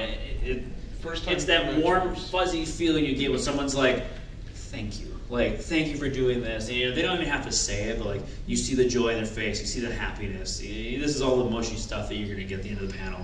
But it seriously is. It's like, if you guys weren't here, attendees, staff, and all that, we'd have no reason to do it, and there'd be no fun in that. There'd be no joy in bringing that joy to other people, and that's why we do it. That's why we don't get paid to do this. That's why we don't get paid anything to do it.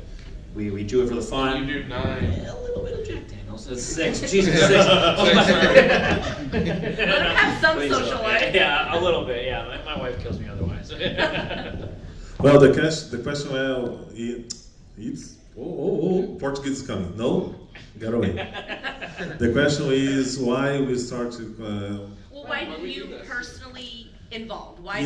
I always wanted to attend a furry convention. Since I was in Brazil, I need to start one. That was my whole issue. So, but actually, this is the first con. I'm coming first furry event. I'm coming as a guest because in Brazil, people, in most of the countries actually, people tend to say, "Oh, in America it's easy because they are wealthier, they have money, the country is big, the population is big." In Brazil, it's the same. So people complain that, furry drama? Imagine that with Latin flavor. It's way bigger. Imagine. Yes. So they started complaining, Brazil would never have a furry convention. And they said, why? Why that? Maybe we'll never have an Anthrocon or Midwest Fur Fest because they are there for 20 years. United States is really wealthier, but we can do our way. We can do smaller, we can do... And they've got some of the best gifts I've seen. Yeah. We get to see all the pictures. Yeah, Brazilians love brands and swags. So it's one way to bring people, swags, let Fox touch on that. One way to bring Brazilian furries is to give them a lot of pen, door hangers. Our attendees kits is full of swags. So they, oh my God, a combo. Oh my God, the keychain. Oh my God, the pen. Oh my God, the map. A map. I have one good story. Well, let me tell that. So just 1 minute. We made last year luggage tags. To put in your luggage, you write your name, your address. If in case you lose your luggage, airliner or bus carrier, in Brazil we have a lot of buses, will bring your luggage back to your home. We gave 3 luggage tags to each attendee. What they did with the tags? They put on the neck.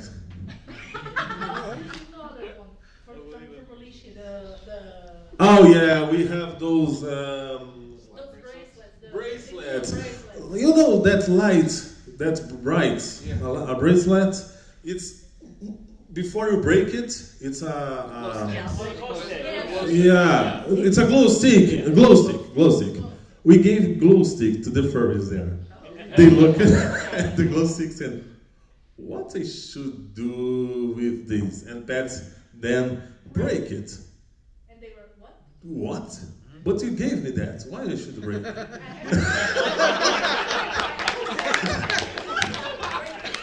Yeah, and Pets started to break it. Oh my God, no! Oh, it glows. Now imagine that in Portuguese. That makes more noise. Oh, caralho, isso brilha! They were looking at the glow stick and say, and what do I do with this? Yeah! Put in your arm. How? No pulse. Yeah, and Pets, almost as a teacher in a elementary school, teach them how to use bracelets. But the luggage tag, I was walking in the convention center, and one of the first waiters was jumping around, and I look at him, why the hell he's using the luggage tag as a collar? Collar? Yeah, the collar. No. Yeah, I went. Yeah, I went there and asked him, this is a luggage tag, you know, it's not for neck, it's for luggage. I didn't bring a bag, so that's why I put here. Yeah. He had a lot of baggage. Yeah. So to run furry conventions in a country where furry conventions are not common at all, it's really funny. It's really fun. I can tell you, Latin Vixen can tell you more. Do you remember Roscoe? Roscoe in Brazil, it was a panel alone, too.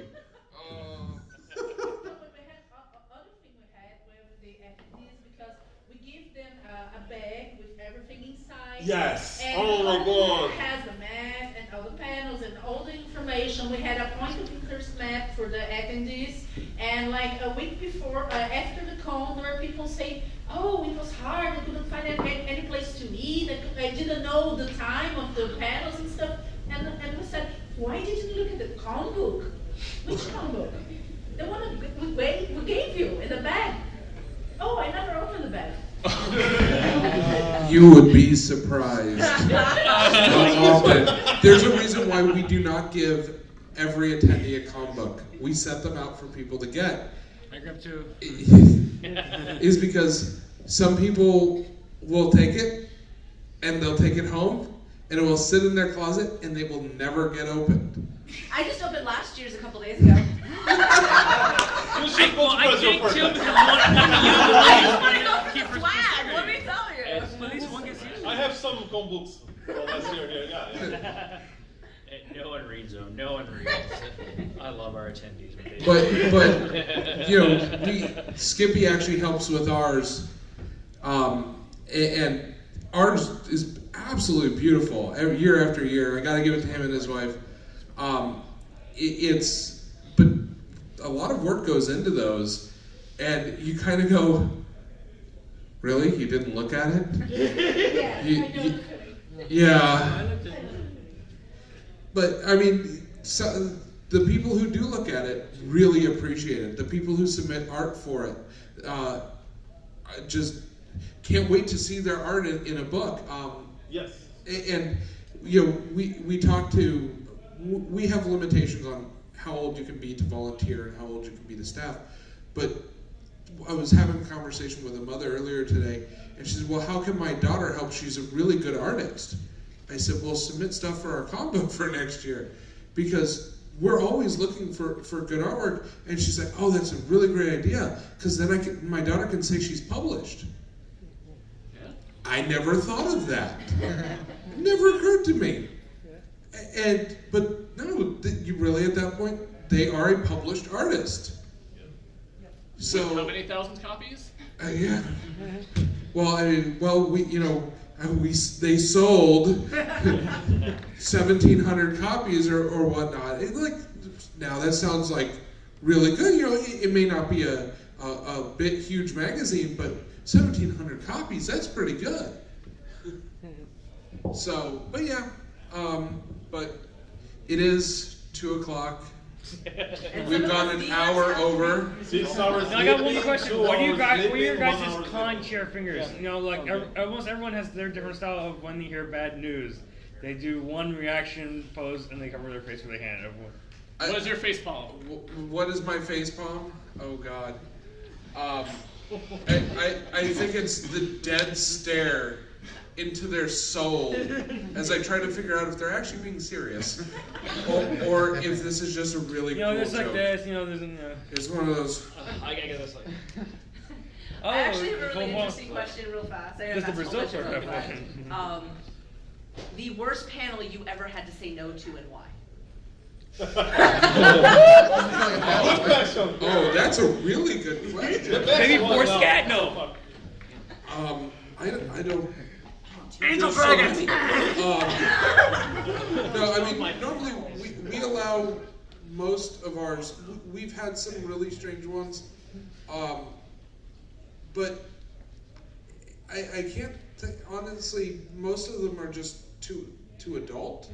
The one that completely surprised us and actually is really good is the social awkwardness one. Oh, yeah. Jessie Bunnies. Surprisingly, we dealing with social awkwardness, and we were like, okay, well, we'll allow this on there, but we didn't know how it was going to do it. It actually packed the room, like standing room only. Wow. It was really surprising, and Jessie Bunny is doing it again this year. Somewhere on here. It was this afternoon. It was this afternoon. Was it? Did anyone go? We were dealing. I was doing 6 hours sleeping. Yeah, you were doing your 6 hours of sleep. I'm a dealer. I don't get any time. Yeah, I'll eventually get to bed around 5 a.m. Yeah, my first panel. So. Do you have any? It's a hard question for me because as a commentator, I don't meddle with my panel DH's stuff. I kind of let them do their thing. Gosh, I mean, it's the same thing. We get like, things like, your favorite anime sucks, or like, anything that's really like, I'm like, all right, this is bad. It's like, all right, we're gonna bash on your favorite shit for an hour. I'm like, all right, that's cool. Well, as a Carmi, we kind of Honda bash them. We said yes. I mean, we got Puck, so. Although I remember last year you scheduled the voice acting panel right next to the dance auditions. Yeah. Oh, that was. In the furry world, I haven't had anything bad yet. Like, I'm not on wood right now. I haven't had any weird panels come through. I was there for both voice acting panels. Like the My Little Pony world, it's anything about. I missed the motion capture. Let's talk about sexuality and ponies, and like a lot of that in that My Little Pony community is super like skirted on the table because it really is a show for kids. Yeah. And you go to that aspect. So anything that's like, again, super adult, super like, I want to talk about sex and ponies. We're like, whoa, like back up, like, hey, you gotta stop there for a second, like. So it's really kind of anything like that we really say no to. I mean, we've had awesome things where people come by, like, we're gonna do a beer and sake tasting, and we're like, oh, there's so many liabilities with that. But that sounds really cool. I wonder if we can get it approved by the hotel. Oh yeah, and we have. Like, luckily, in Wisconsin, it's a very alcohol-friendly state. And like, you know what? Just can't sell alcohol. We're just gonna put this in the panel room downstairs on the first floor, away from like the front desk and the hotel managers. And as long as you do that, nothing bad happens, and you're scot-free. I'm like, all right, that's really cool. Can you do it after 9? So that's we can't do that. You can't sell it. So that's the idea of that law. If you really go back into that, is that our bars are open until 2, and they have a free service through the city where after from 1 a.m. to 3 a.m. it's a free bus ride. So you can get schmailed at a bar, because we have more bars per capita anywhere I think in the United States. They promote that bar business. That really goes back to that 9 o'clock silly rule, but. Long story short, yeah, that's some of the weird panels we get, but nothing's like super like, God, what the hell was that? Like, why would we do that? Anything like that. Oh, there's a story. No, it's a quick answer actually. Because it's only invited in our convention so far. Only invited panelists so far, because we wanted the 2 first years to be a controlled environment. So from next year on, we will accept panels. But so far we want to not to control. It's like it's not a censorship, but it's to indeed to teach the furries in Brazil how to do panels. So to avoid the weird stuff like they said. So we hope at least they won't come with how to be naked in the beach or something like this. Actually, it's forbidden in Brazil. To be Really? naked. That's because that's like the one thing you hear is like all of the naked Brazilians on the beach. Yeah, we can't be naked in here. I worked in Disney security. I've been there and seen it. Everybody saying, "Ah, you can't be naked in public in Brazil." No, we can't. It's forbidden. It's a serious film. Oh wow.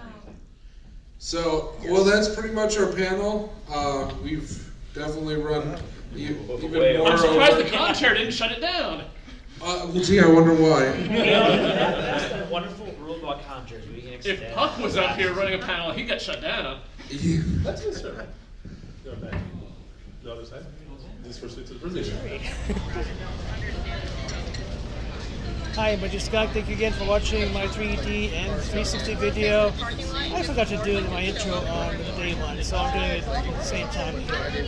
Just finishing the closing ceremony, so thank you again for watching, and I'll hope to see you next year. Yeah, I think so. Cheers.